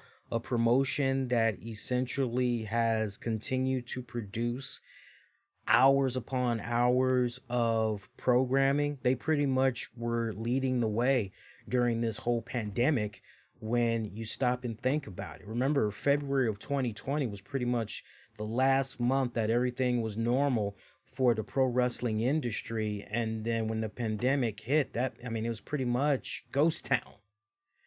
And WWE was trying to find their way, and they're still to this day finding their way. NXT has been consistently good. Smackdown has been the better show than, but to say World Wrestling Entertainment is worst promotion of the year, no. I wouldn't even have put World Wrestling Entertainment on the list, and I'm not even sucking WWE's dick right now. So, I mean, those of you that ever were very passionate about me in the past and you kind of felt as though I was on WWE's payroll or I'm making money off of... I've seen some silly comments that were made off and on over the years. Like, wait, I'm on WWE's payroll? That's news to me. Fuck, pay me already. I'm waiting for the check. Shit, that's news to me.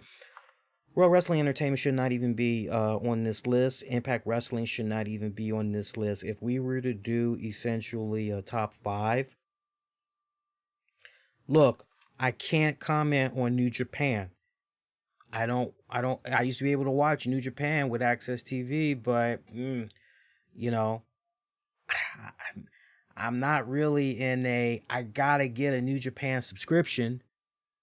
You know, maybe, you know, it would take some convincing, you know. So shout out to our international flavored wrestling fans. You know, y'all would have to hit me to what's going on in New Japan, and if maybe this go round it's worth getting a subscription just to try out for the next 3 months just to see what's going on with New Japan. So I'm not going to touch New Japan. MLW, they shouldn't even be on this list. MLW should not even be on this list. ROH, considering some of the personal shit that was going on, some of that Kelly Klein residue, the shit there with Marty Scurll, Yeah, they can stay on there. They can stay on there. I think NWA, I think I would actually, this is probably going to hurt some people. NWA would actually be my number one. NWA would be my number one. If I'm going to take out Impact Wrestling, then who would go in its place? I'm just thinking about some of the promotions. Who would I put in its place? Who would I put in its place? I don't really think you need to put anybody in its place. I'll have to pose that question to you all. I don't really think you need to, no, just take Impact out. Take WWE out. You definitely should take MLW out. And add NWA for sure. And then leave the list as it is, or just pretty much insert name here. Worst feud of the year. Bray Wyatt versus Braun Strowman is apparently number one. Let's go backwards. Number 10. Chris Jericho versus Orange Cassidy. For worst feud of the year? Wow. Orange Cassidy versus Chris Jericho.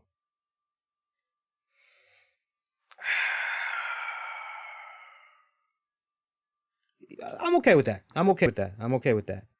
Jeff Hardy versus Sheamus. Yeah, that was very cringeworthy, very difficult to watch. I would agree with that. Number 8, Street Profits versus Viking Raiders. I'm okay with that. I'm actually okay with that. Matt Hardy versus Sammy Guevara. Really? I don't know about that one. Number 6, WWE versus Retribution.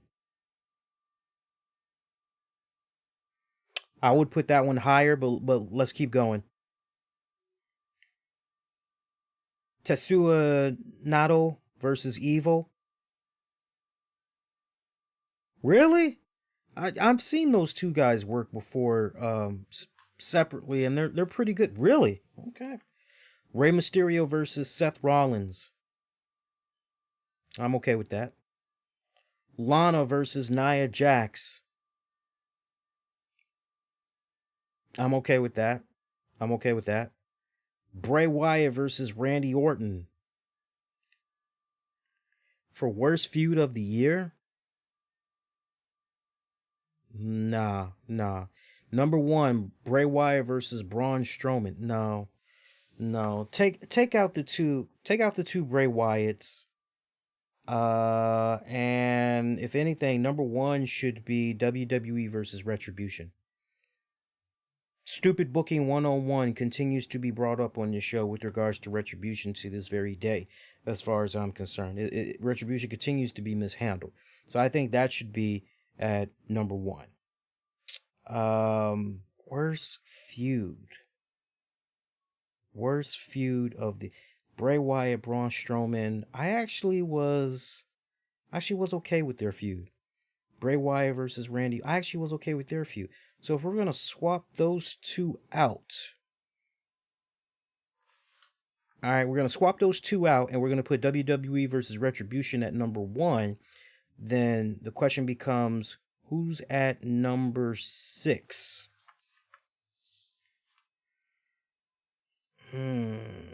Feuds. I'm just going in the playlist here.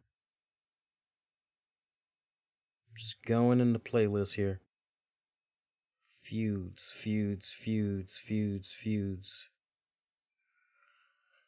Oh, I feel like an old man, like dusting off the cobwebs of my brain here as I'm fucking thinking, man.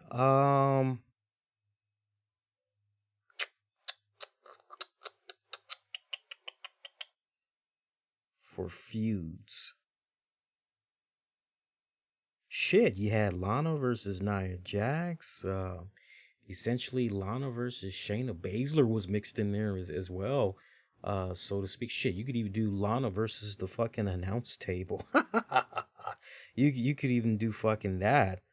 You know, I'm actually surprised that the I don't know. I don't know, guys. That's a tricky one. I don't know who I would insert in there. So if I can't think of anything, maybe by default, you feel where I'm coming from? Maybe by default, the list needs to stay as it is, just minus those two Bray Wyatt matches. Let's keep going. Let's keep going. Worst match of the year. Oh, I can't see all 10 on this one. Hang on. So it looks like at number 8, Britt Baker versus Big Swole, September 5th. Yeah. I didn't particularly care for that feud. Yeah. No disrespect, ladies. Britt Baker, you're coming along. But yeah, I didn't particularly care for that feud. Jado versus Toro Yano, June 21st, Tokyo. Anything New Japan, I can't touch. Brock Lesnar versus Ricochet, Saudi Arabia. Really, for worst match? Maybe. Number 5, John Cena versus Bray Wyatt, March 27th. Number 4, Randy Orton versus Edge. I remember feeling indifferent. I wouldn't say worst match of the year. Matt Hardy versus Sammy Guevara, September 5th, Jacksonville. Bill Goldberg versus The Fiend, Saudi Arabia.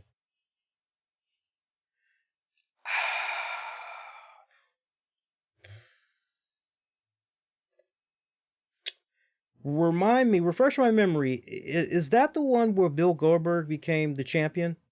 Is that the one where he took the title off The Fiend? Because if that's the one where he took the title off The Fiend, yeah, then that's fine. That's fine.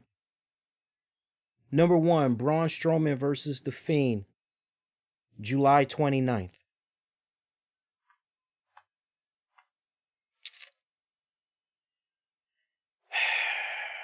Let me think. Worst match? Worst match, right?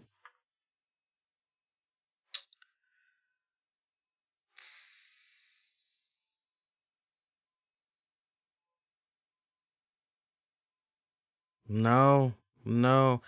Honestly, I can think of a couple of Lana matches from 2020. I can think of a couple of Liv Morgan matches that honestly should have made the list here. Definitely. And we're going with some top heavy names on this one. I probably would swap.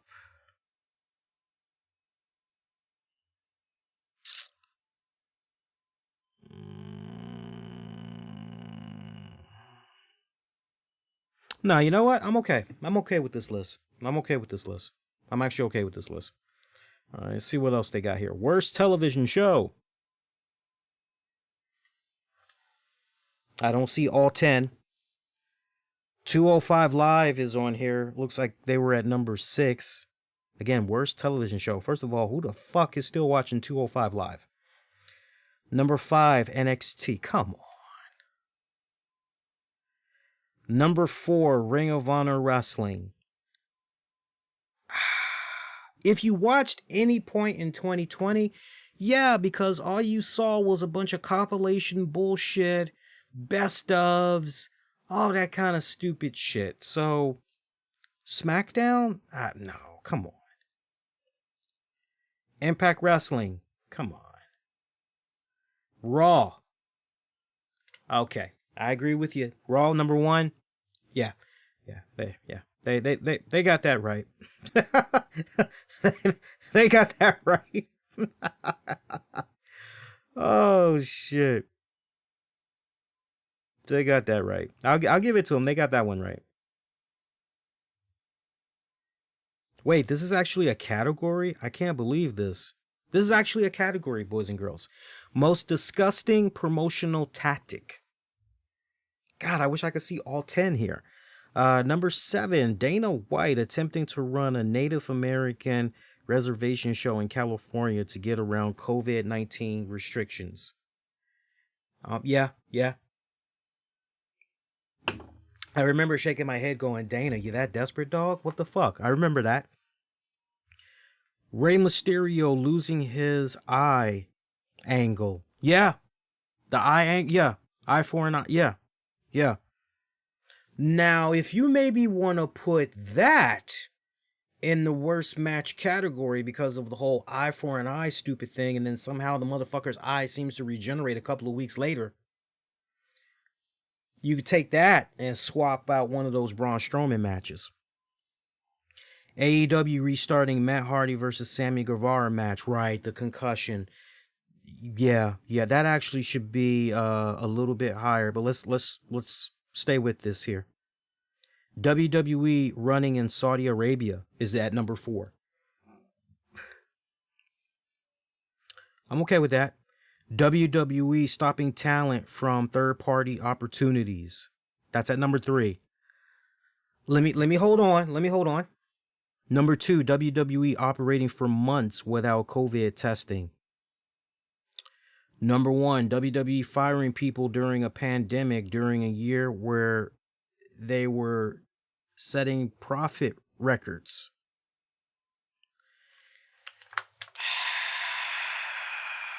Okay.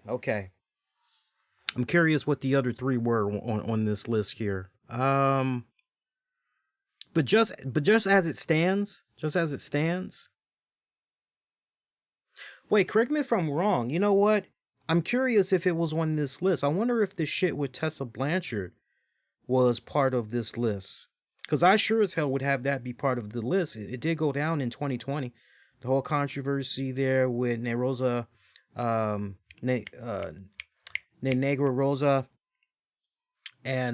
it pretty much had went into the pay-per-view. I can't remember which pay-per-view. Maybe it was Hard to Kill. And Tessa Blanchard had won the Impact World title. Despite all of that fucking controversy. A lot of people were saying, hey, no, what the fuck? So I definitely would put that on the list because you could almost make the argument that Impact Wrestling kind of pulled Eric Bischoff in the standpoint of controversy creates cash, so to speak. So I definitely would put that on the list. Most disgusting promotional tactic. Just from a sports setting. Yeah, so that would be my number 8 that I would add. Just kind of going back to 2020. And just kind of shaking my head a little bit. For me, the names escape me right now. But there were a couple of wrestling conventions that were trying their best to fucking do the event.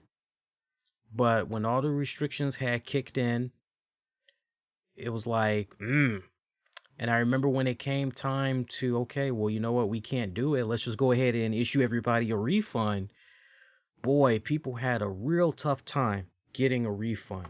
It was like pulling fucking teeth. That would definitely make my list as well. I think I know the name of the promotion, but the last thing I want to do is say the name of the promotion and it turns out it's wrong. So that wouldn't be cool. You dig? So I'm not going to do that, but I'm sure you guys can probably recall, a couple of promotions that, yeah. And I remember there was like one particular promotion. They basically had like a hold. They already had paid for like X amount of hotels or, to like reserve them because they were like, yeah, we're going to have all these people that's going to come, blah, blah, blah. And then, when it didn't happen, I mean, they had lost some serious money. So that would be number 8. Number 9 would be the Tessa Blanchard thing. Just kind of going back, number 10.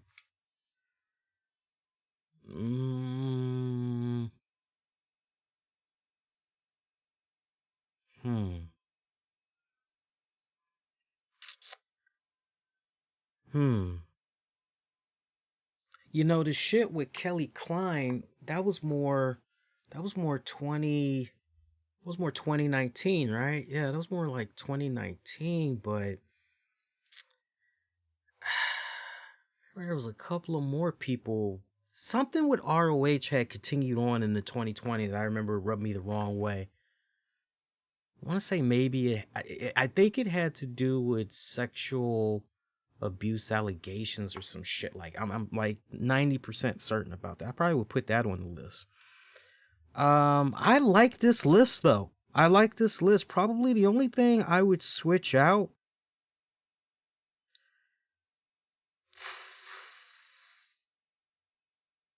I would personally, I would put WWE stopping talent from third-party opportunities at number 1, and I would put the firing people during a pandemic, during a year where they were setting profit records. I would put, so swap those two out. That's all I'm saying. Just swap those two out, and you got yourself a good list there. All right, let's keep rocking and rolling. Worst major wrestling show. Oh, this should be good. Keeps cutting off though, man. Where's the keeps cutting off though. Let's see what we got here. Worst major wrestling show. WWE TLC, December 20th.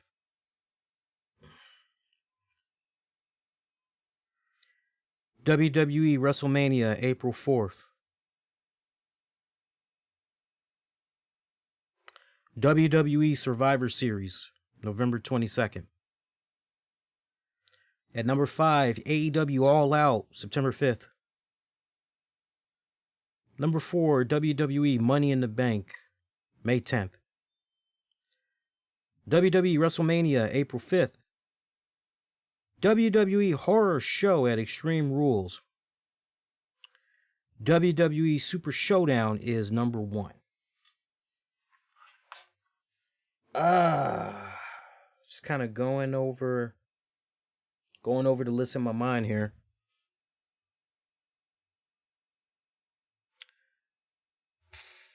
You know,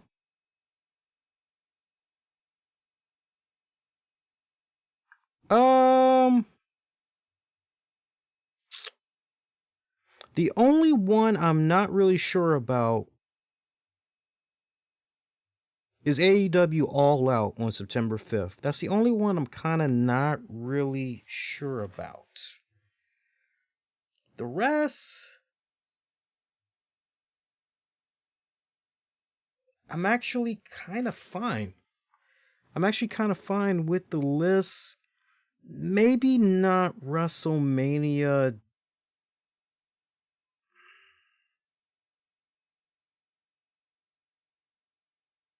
That's a tricky one.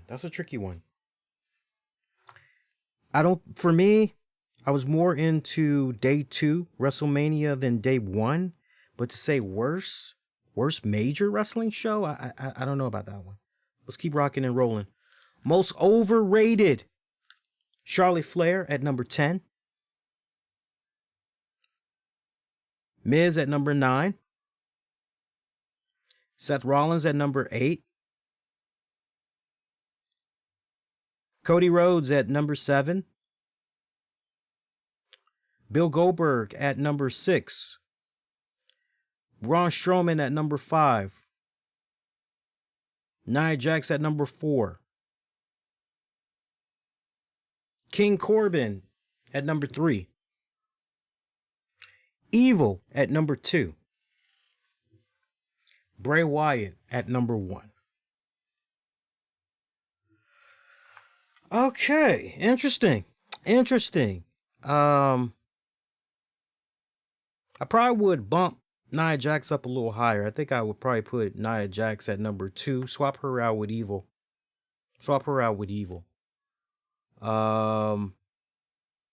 Most overrated. Bray Wyatt at number 1?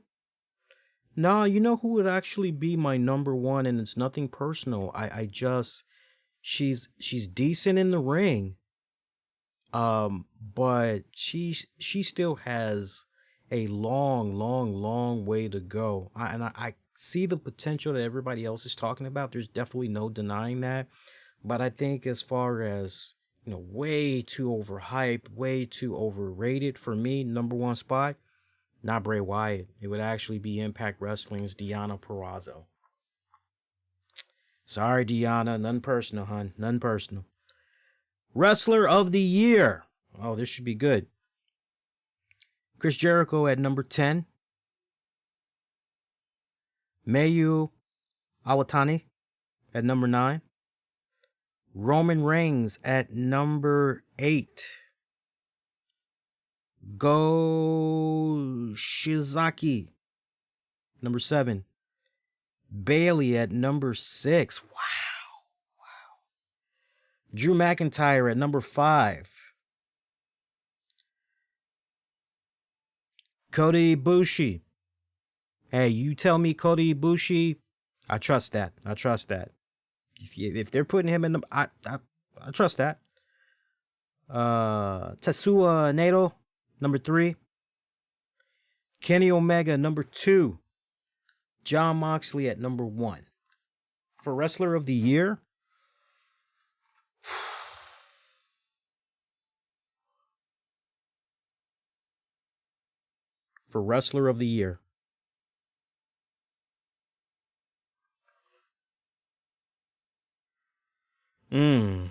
I actually would have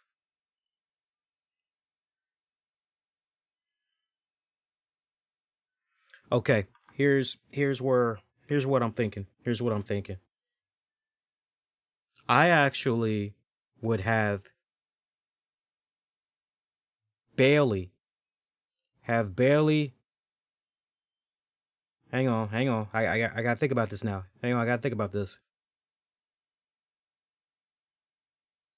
I actually would have Roman Reigns, Kenny Omega. Swap those two. So Roman Reigns would go at number 2, right up under Moxley, and Omega would go at number 8. I see Naito is at Naito. He's at number 3. I would actually swap him out for Bailey. So Nato's at 3, Bailey's at 6. Swap those two. Let's see here. Drew McIntyre is at 5. Tell you what.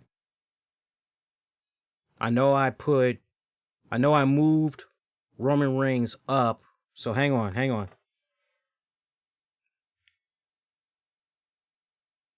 Oh, this is a good one. This one I like. Hang on. I wanna get a pen here. Hang on. This one's good actually. I like this one. Okay, hang on here. Moxley.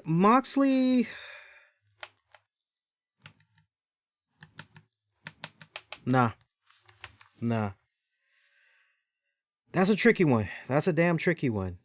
I would actually put Roman at number 1. Roman's at number 1. Number 2, I would put Moxley.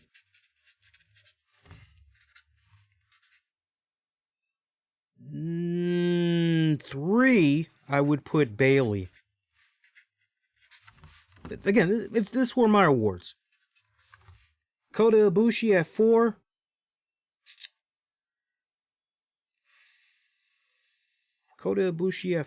Okay, Kota. I'm okay with that. Kota Ibushi at 4. I'm all right with that. Let's see here.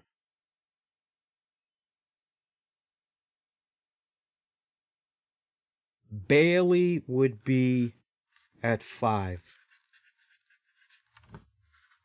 Drew would be at 6.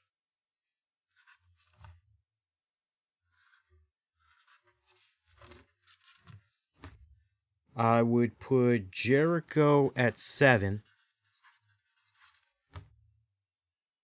Mayu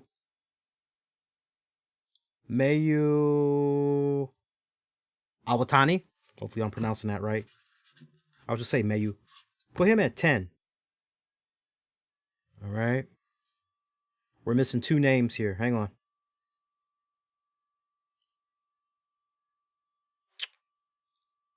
Ooh. Actually, you know what? Sorry, Drew. I'm going back to Drew again. Hang on. Sorry, Drew.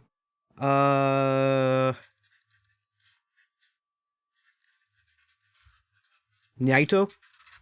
Naito would actually be at number 6. Drew McIntyre would actually be at number 9. And Go Shizaki. Okay, now the official list.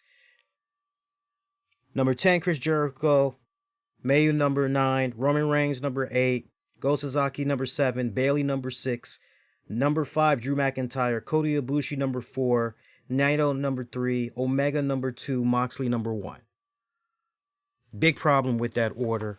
I think it should be number 10, Mayu, number 9, Drew McIntyre, number 8, Gio Sasaki, number 7, Jericho, number 6, Naito, number 5, Bailey, number 4, Kota Ibushi, number 3.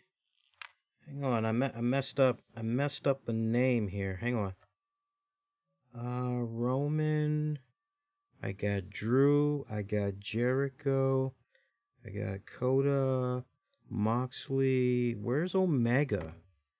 I don't have Omega. Where's Omega? Okay, so hang on. Bailey, yeah, you should stay right where you... that's what happened. And then, yes, correct. So on my list, I'm thinking Mayu at number 10, Drew at number 9, Gio Suzuki at number 8, Jericho at number 7, Naito at number 6, Omega at number 5, Kota Ibushi at number 4, Bailey at number 3, Moxley at number 2, Roman at number 1. I think that's a better list, yeah? Oh, wow, you know what? And we're talking Wrestler of the Year. Let me just think for a second as far as like anybody in Impact. Nah, nobody in Impact. I'm good with that list. All right, most outstanding wrestler. Number 10, Rey Fenix. Number 9, Gio Sasaki. Number 8, Takahashi. Number 7, Okada. Number 6, Minoru Suzuki. Number 5, Will Ospreay. Number 4, Ishii. Number 3, Shingo Takagi. Number 2, Kota Ibushi. Number 1, Kenny Omega.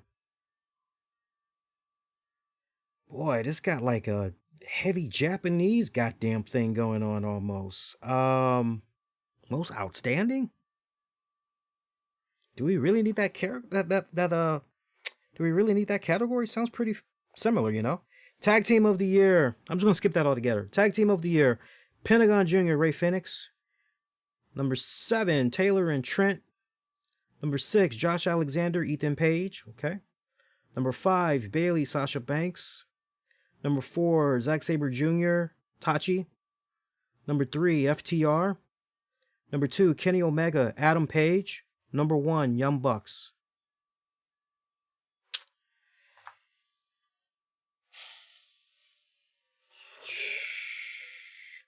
So Street Profits couldn't make the list, huh? Find that interesting. Street Profits could not make the list. Promotion of the Year. Number 10, DDT. Number 9, Ring of Honor. Number 8, Dragon Gate. Number 7, Impact Wrestling. Okay. Number 6, Pro Wrestling Noah. Number 5, UFC. Number 4, Stardom. Number 3, WWE. Number 2, New Japan. Number 1, All Elite Wrestling. Do we really need to go over this list? Come on now. Do we really need to?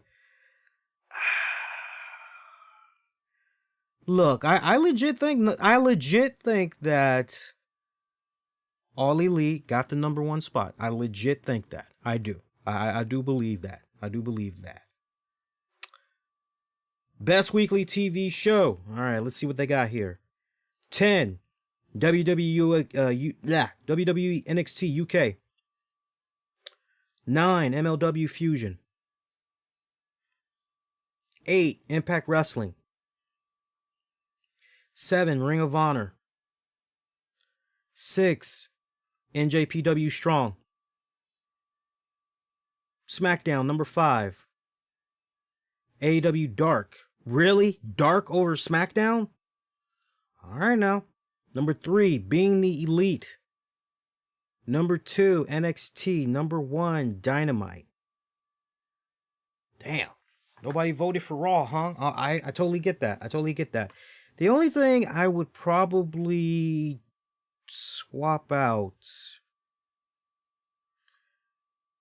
I think ROH, I think it should be lower. If I were to just like my own personal list, I like this list. I just would put Impact at number 8.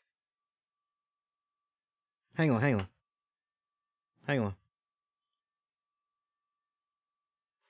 Correction, I would put Ring of Honor, which is at number 7 on their official list. I actually would have Ring of Honor at number 9 and pretty much move everything else up. But other than that, it's fine the way it is. Pro Wrestling Match of the Year. Here's your top 5. Number 5, Walter versus Dragunov. October 29th. That was a good match. Okada versus Naito. January 5th, Tokyo. Hey, again, I trust you guys. Young Bucks versus FTR, Jacksonville. That was a good match. Okada versus Kota Ibushi. Young Bucks versus Omega and Page. February 29th in Chicago. That was a damn good match, actually. You know what? I'm okay with that. I'm actually okay with that. Rookie of the Year, number 10, Yuki Mashiro.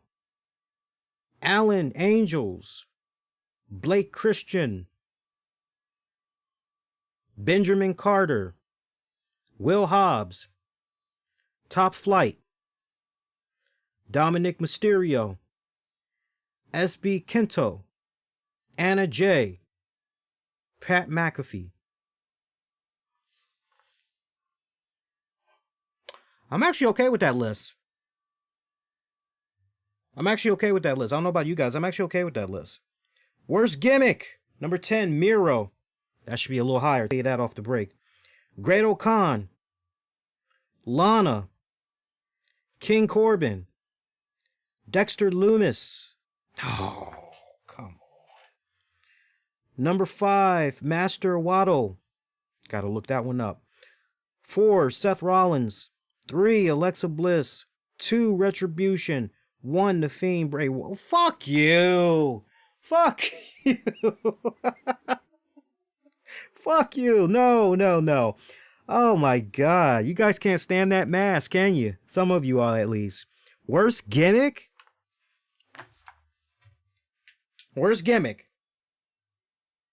Retribution would be at number... First of all, Fiend wouldn't even be on my list.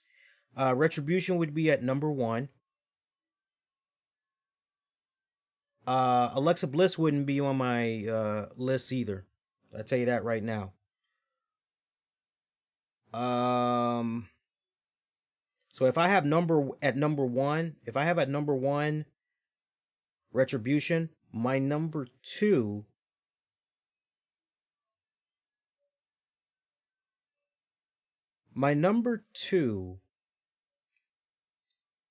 would be Deonna Purrazzo. At least I'm consistent, right? I don't understand the gimmick. It's not connecting to me. What makes her so virtuoso? That'd be my number 2. Let's see. Damn, Bliss. We got Bliss in there. I don't know if we should put Bliss in there.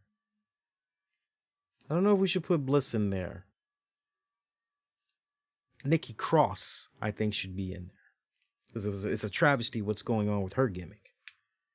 If you even want to call it that. Let's see. Miro should be a little bit higher personally, but other than that, it's good the way it is. Let's see here.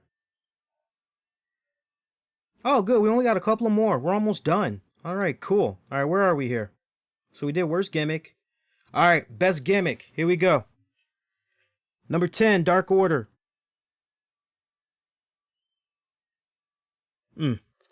Number 9, Eddie Kingston. Number 8, The Fiend, Bray Wyatt. Number 7, MJF. No, I see right now I'm going to have to reorder this. Number 5, Darby Allin. Number 4, Adam Page. Number 3, Roman Reigns. Number 2, Brody Lee. Number 1, Orange Cassidy. All right, I tell you this right now. We're going to have to, and I know how to, all right, that's how we're going to do this. Okay. Me personally. Dark Order stays at 10.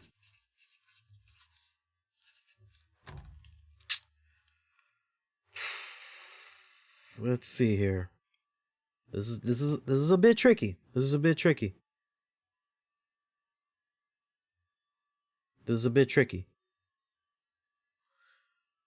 Okay. I know he passed. This is going to be very controversial. I know he passed. But I don't remember seeing a boatload of motherfuckers on social media and in forums. Oh my God, that Mr. Brody Lee character. Oh my God, that's the shits. I can definitely, and I have no problem manning up to it. I accept. But I definitely, way before he passed, when he was active on TV, I can remember being on this show and saying, I'm not feeling this whole Brody Lee thing. I remember not feeling some of his promos. I remember many times I was saying, we got to get away from this whole Vinnie Mac stuff. Seriously, like, does everything have to go back to Vinnie Mac? Like, we need to leave that shit alone. Like, what the hell? I remember poking holes at that. I remember it wasn't one of my favorite gimmicks. It wasn't. Good ass match, good feud there that he had with Cody. No doubt about that. But I remember just kind of going, Now, as far as best gimmicks, my list, I got Brody Lee at number 9. Y'all may not like that, but you got to give me props. At least I'm being consistent. I always try to do my best to be consistent. All right, number 8. They got The Fiend, Bray Wyatt.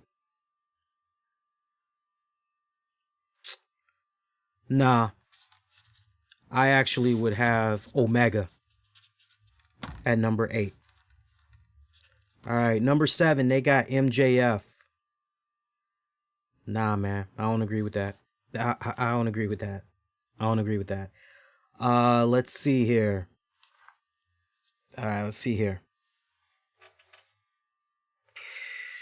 This is gonna be tricky. I'm telling you, this is gonna be tricky. Darby Allin would be at number 7 for me.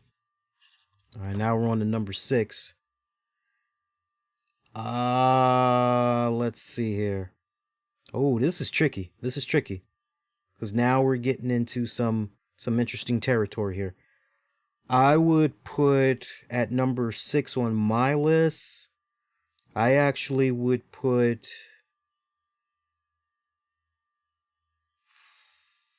The Fiend on my list. He's got number 6. All right, so now we're down to 5. Let's see, let me just fill this out right now.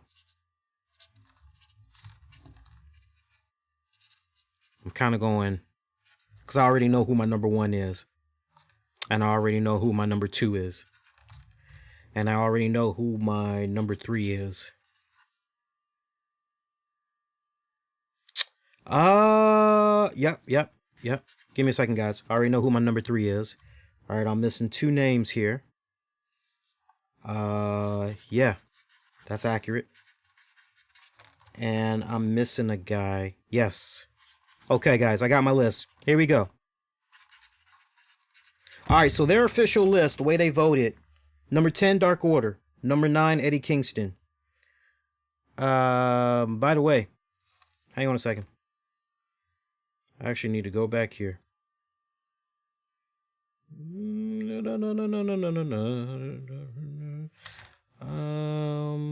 Go right here. Okay. Number 10, they got Dark Order. Number 9, they got Eddie Kingston. Number 8, The Fiend, Bray Wyatt. Number 7, MJF. Number 6, Kenny Omega. Number 5, Darby Allin. Number 4, Adam Page. Number 3, Roman Reigns. Number 2, Brody Lee. Number 1, Orange Cassidy. My official list, to each its own, my official list, the way I'm looking at it, we're talking best gimmick of the year. Number 10, Dark Order.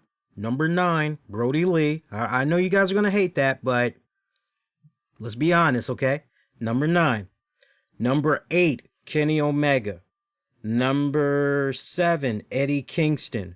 Number 6, The Fiend, Bray Wyatt. Now here's my top 5.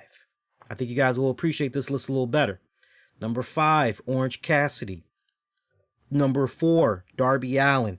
The fact that I put Darby Allin ahead of Orange Cassidy, that should kind of signal to you guys how much I'm really enjoying the Darby Allin character.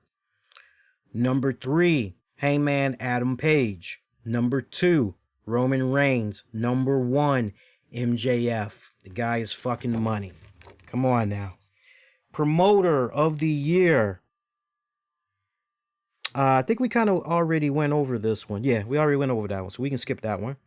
Most improved. This should be a good one. Most improved. They've got it at number 10, Adam Page. Number 9, Yoshi-Hashi. Number 8, Tay Conti. Number 7, Roman Reigns. Number 6, Brody Lee.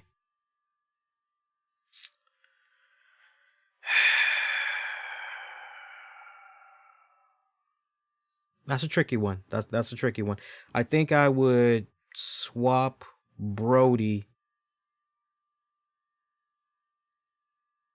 Let me read the rest of the list. Yeah, actually, you know what? The next one, I'm already seeing it. At number 5, they got Jungle Boy. Nah, swap those two. Swap Jungle Boy and Brody. And basically, Brody's at 5, Jungle Boy's at 6. Tachi's at 4. 3 is John Silver. Gilua at number 2. And at number 1, Britt Baker. And we're talking for 2020, right? There's a guy who goes by 3 letters.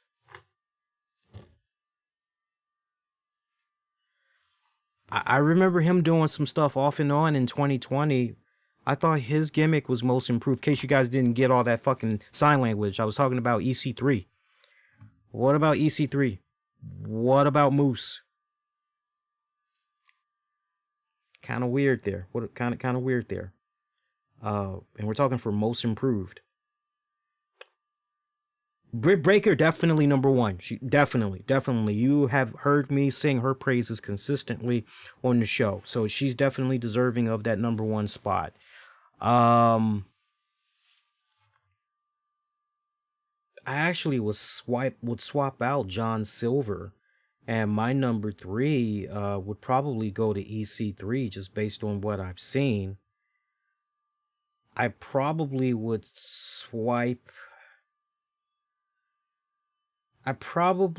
take out Tay Conti, actually.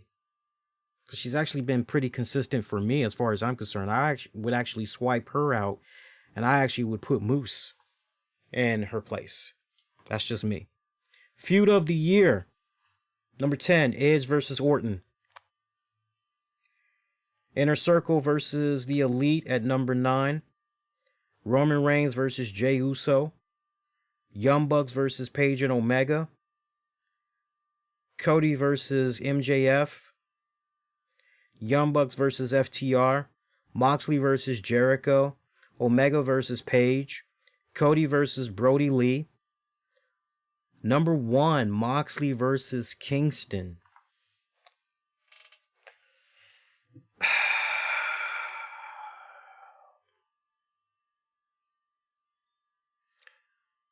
I would.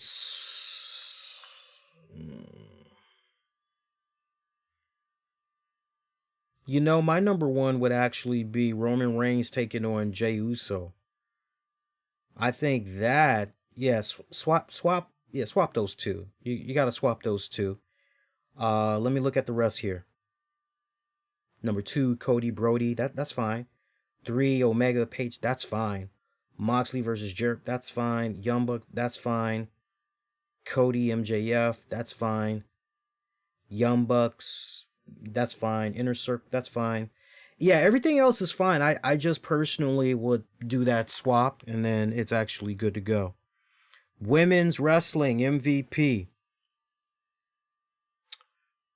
Let's see what we got here.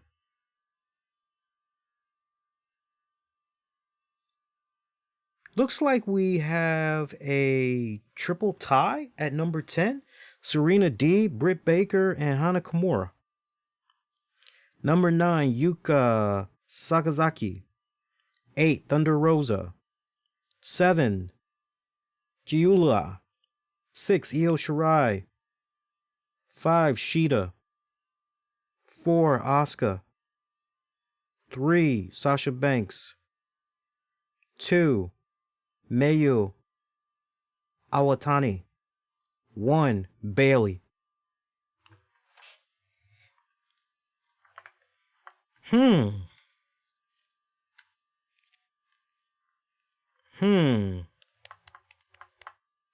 The only name... now, see, despite what I said about Deonna Purrazzo, I know some of you guys are like, Lee, you and Deonna Purrazzo. Despite what I said about Deonna Purrazzo,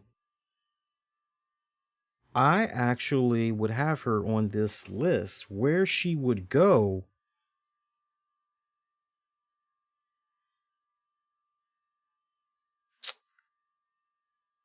I would have her... Let's see.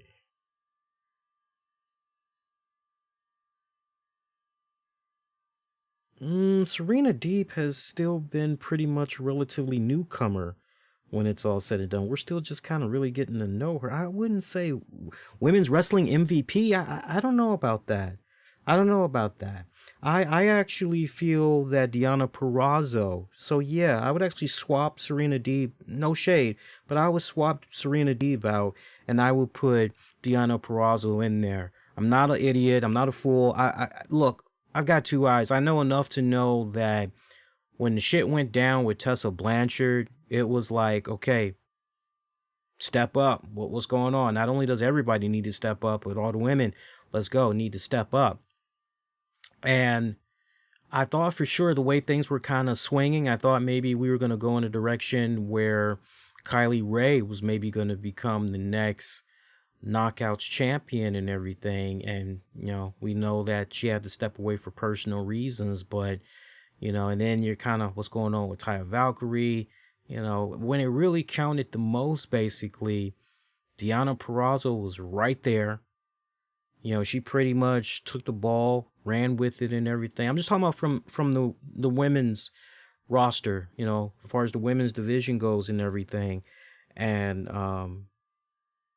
everything, yeah, I gotta go with her. Even though I may not understand her whole gimmick, her whole character and everything, in the ring, she's pretty solid. And she's been pretty much the MVP for the women there in Impact. For me, there's no denying that. I don't know how you guys personally feel about that, but that's where I'm coming from. United States / Canada MVP. See what we got here. I don't know who number 10 is.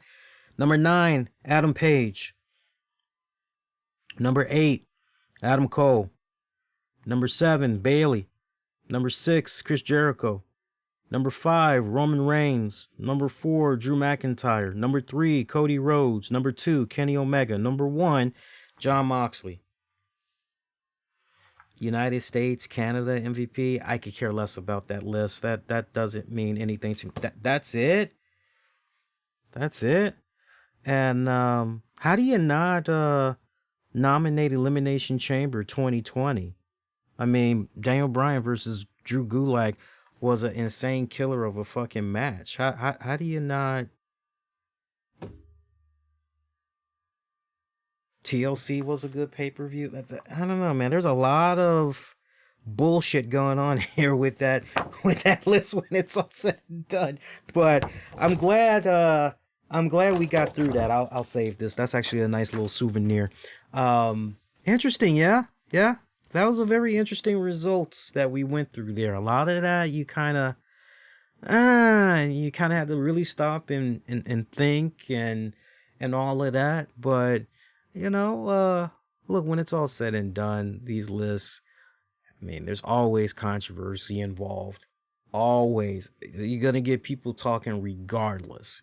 I guarantee you, even if you were just to do the perfect, the perfect list of matches and wrestlers, there's always going to be that small group that, no, you didn't please me.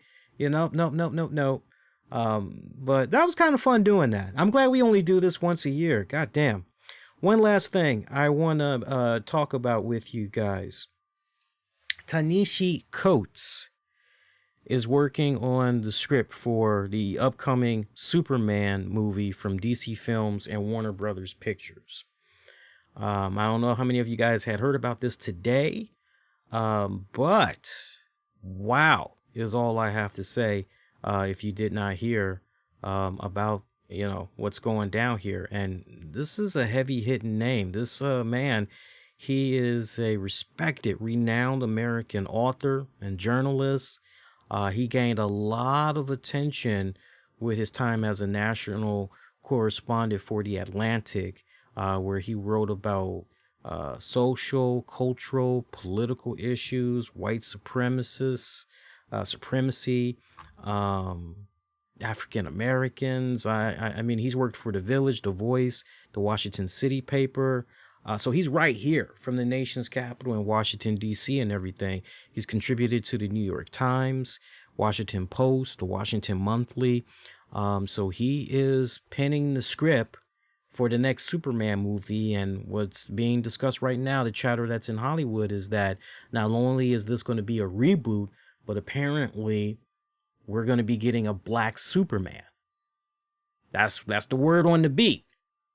Look, I'm not sure how you guys feel about it, but I remember a particular time, and we just recently talked about this. I remember a particular time when Will Smith was being courted to become Superman. And he was like, hey, there's some characters that you just don't fuck with. Yeah, and I ain't touching that one. That was Will Smith in a nutshell. He's like, but he could have had the role if he wanted it, but he was not trying to deal with all of that controversy because he knew what was coming. So different climate, different time and everything. So to hear that now, here we are all these years later. Sure, why not? With the success of Black Panther, Luke Cage for what it was worth, Black Lightning in its final season as we speak, we've got the new Future Shock, the next Batman limited series that's out right now, where we have a black Batman. A black Batman. I'll let you guys know a lot more about that series, my overall thoughts about that. I actually have the miniseries coming. It's in the mail. I should probably get it this Monday. So I'll actually be binging Monday on my day off from work, just going through that like I don't know what. But sure, why not? This is a great. We got a black Batwoman on TV. So yeah, sure. Why the hell not? Wasn't Annie the little musical or whatever? Didn't we finally get a black Annie? All right. I mean, sure. Why not? Why not go there?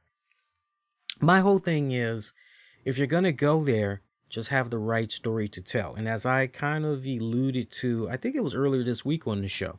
But in case you guys had missed it, I said that for about the past 20 years, I've been sitting on a racially charged Superman storyboard that's just been waiting to see the light of day. And when I found out this news earlier tonight, I told my girl, I said, hun, and I told her what was up. And she's like, I can only imagine how you feel. I said, I feel a little deflated. She's like, yeah, I can understand that. I said, but you know what? At the same time, if they tap this guy and they are going to be doing a Black Superman in the reboot, just that synopsis of a background that I gave you guys, anything less than what we've currently been dealing with in our culture. I mean, Black Lightning has done these past 4 seasons. They've done a phenomenal job in putting in a capsule pretty much in their own unique way at that, without officially, hey, we're mentioning this name. Just the subtle drops, the subtle hints that they give throughout their seasons. Just the fact that they were able to incorporate, in their own way, Trump, the police brutality, corrupt police, racial inequality, BLM, all of that. If you got a guy like Ta-Nehisi Coates and you're tapping him to do the Superman script and just looking at that background that he has there, anything less than what you and I are thinking, the storyboard that I've been sitting on for like almost 15, over 15 years now. Over 15 years, because I've been sitting on the storyboard since like 2007 or 2008. So what's that? 17, 18, 19, 20, 21, about like 2006. So 2006. So 16, 17, 18, 19, 20. So 15 years now I've been sitting on that storyboard. So anything less would be like, So I'm rooting this brother on. I can't wait to see what he's going to be able to do. Graduated from Howard University. So I can't wait to see what he's going to be able to do. He has a Pulitzer Prize and he has a NAACP Image Award. So, or as far as nominations go, as far as nominations for his work goes. So I can't wait to see. But actually, I read that right. He was awarded the NAACP Image Award for outstanding literature work, biography, autobiography. So I can't wait to see what this guy is going to be able to do. So, Mr. Coates, do your thing, my brother. I'm rooting you on. I'm sure all my brothers and sisters are going to be rooting you on as well. And as always, we're going to have a little bit of controversy and bring it. That's all I got to say. Bring it. So other than that, if you guys got any questions you want to give me real quick, you can go ahead and do that. But otherwise, I'm going to let you guys know off the break. That's definitely it. I'm not going to have any more surprises this weekend. The only thing I'm going to be working on this weekend, I'm going to be doing that unboxing, unveiling video. It's already recorded, sound and everything. I just got to upload it to the computer, work on it in post-production. But I'm going to have that uploaded Saturday night going into Sunday. So peep that out. And then there's going to be another video, the chip challenge. We're going to bust that out. Both of those are going to be dropping this weekend. So stay tuned for that. That's going to be awesome. Patreon members, there's going to be content coming you guys' way. I know, busy weekend, right? But that's going to be dropping as well. And then pretty much Monday, March 1st, new RCWR show. We'll be live after Raw goes off the air and everything. So that should be loads fun. I'm looking forward to that. So tune in for that. I got my schedule for the week with regards to work. Not only will we definitely be able to do a Monday RCWR show, but it looks like we're going to be able to do another Wednesday night show for you guys. We'll be talking AEW and NXT Fallout. So make sure you tune in for that. I think the way that we should probably do the Friday shows, we'll just let it be up in the air. It's just a random thing. I won't advertise it. It'll just be kind of one of those, you might get it, you might not, but at least that way, it's not one of those, okay, yeah, every Friday you can. No, we'll just I like doing the whole spontaneous thing. So we'll see how that plays out. But we'll see. We'll see what happens with next Friday. But you're guaranteed a Monday show and you're guaranteed a Wednesday show coming up this coming week.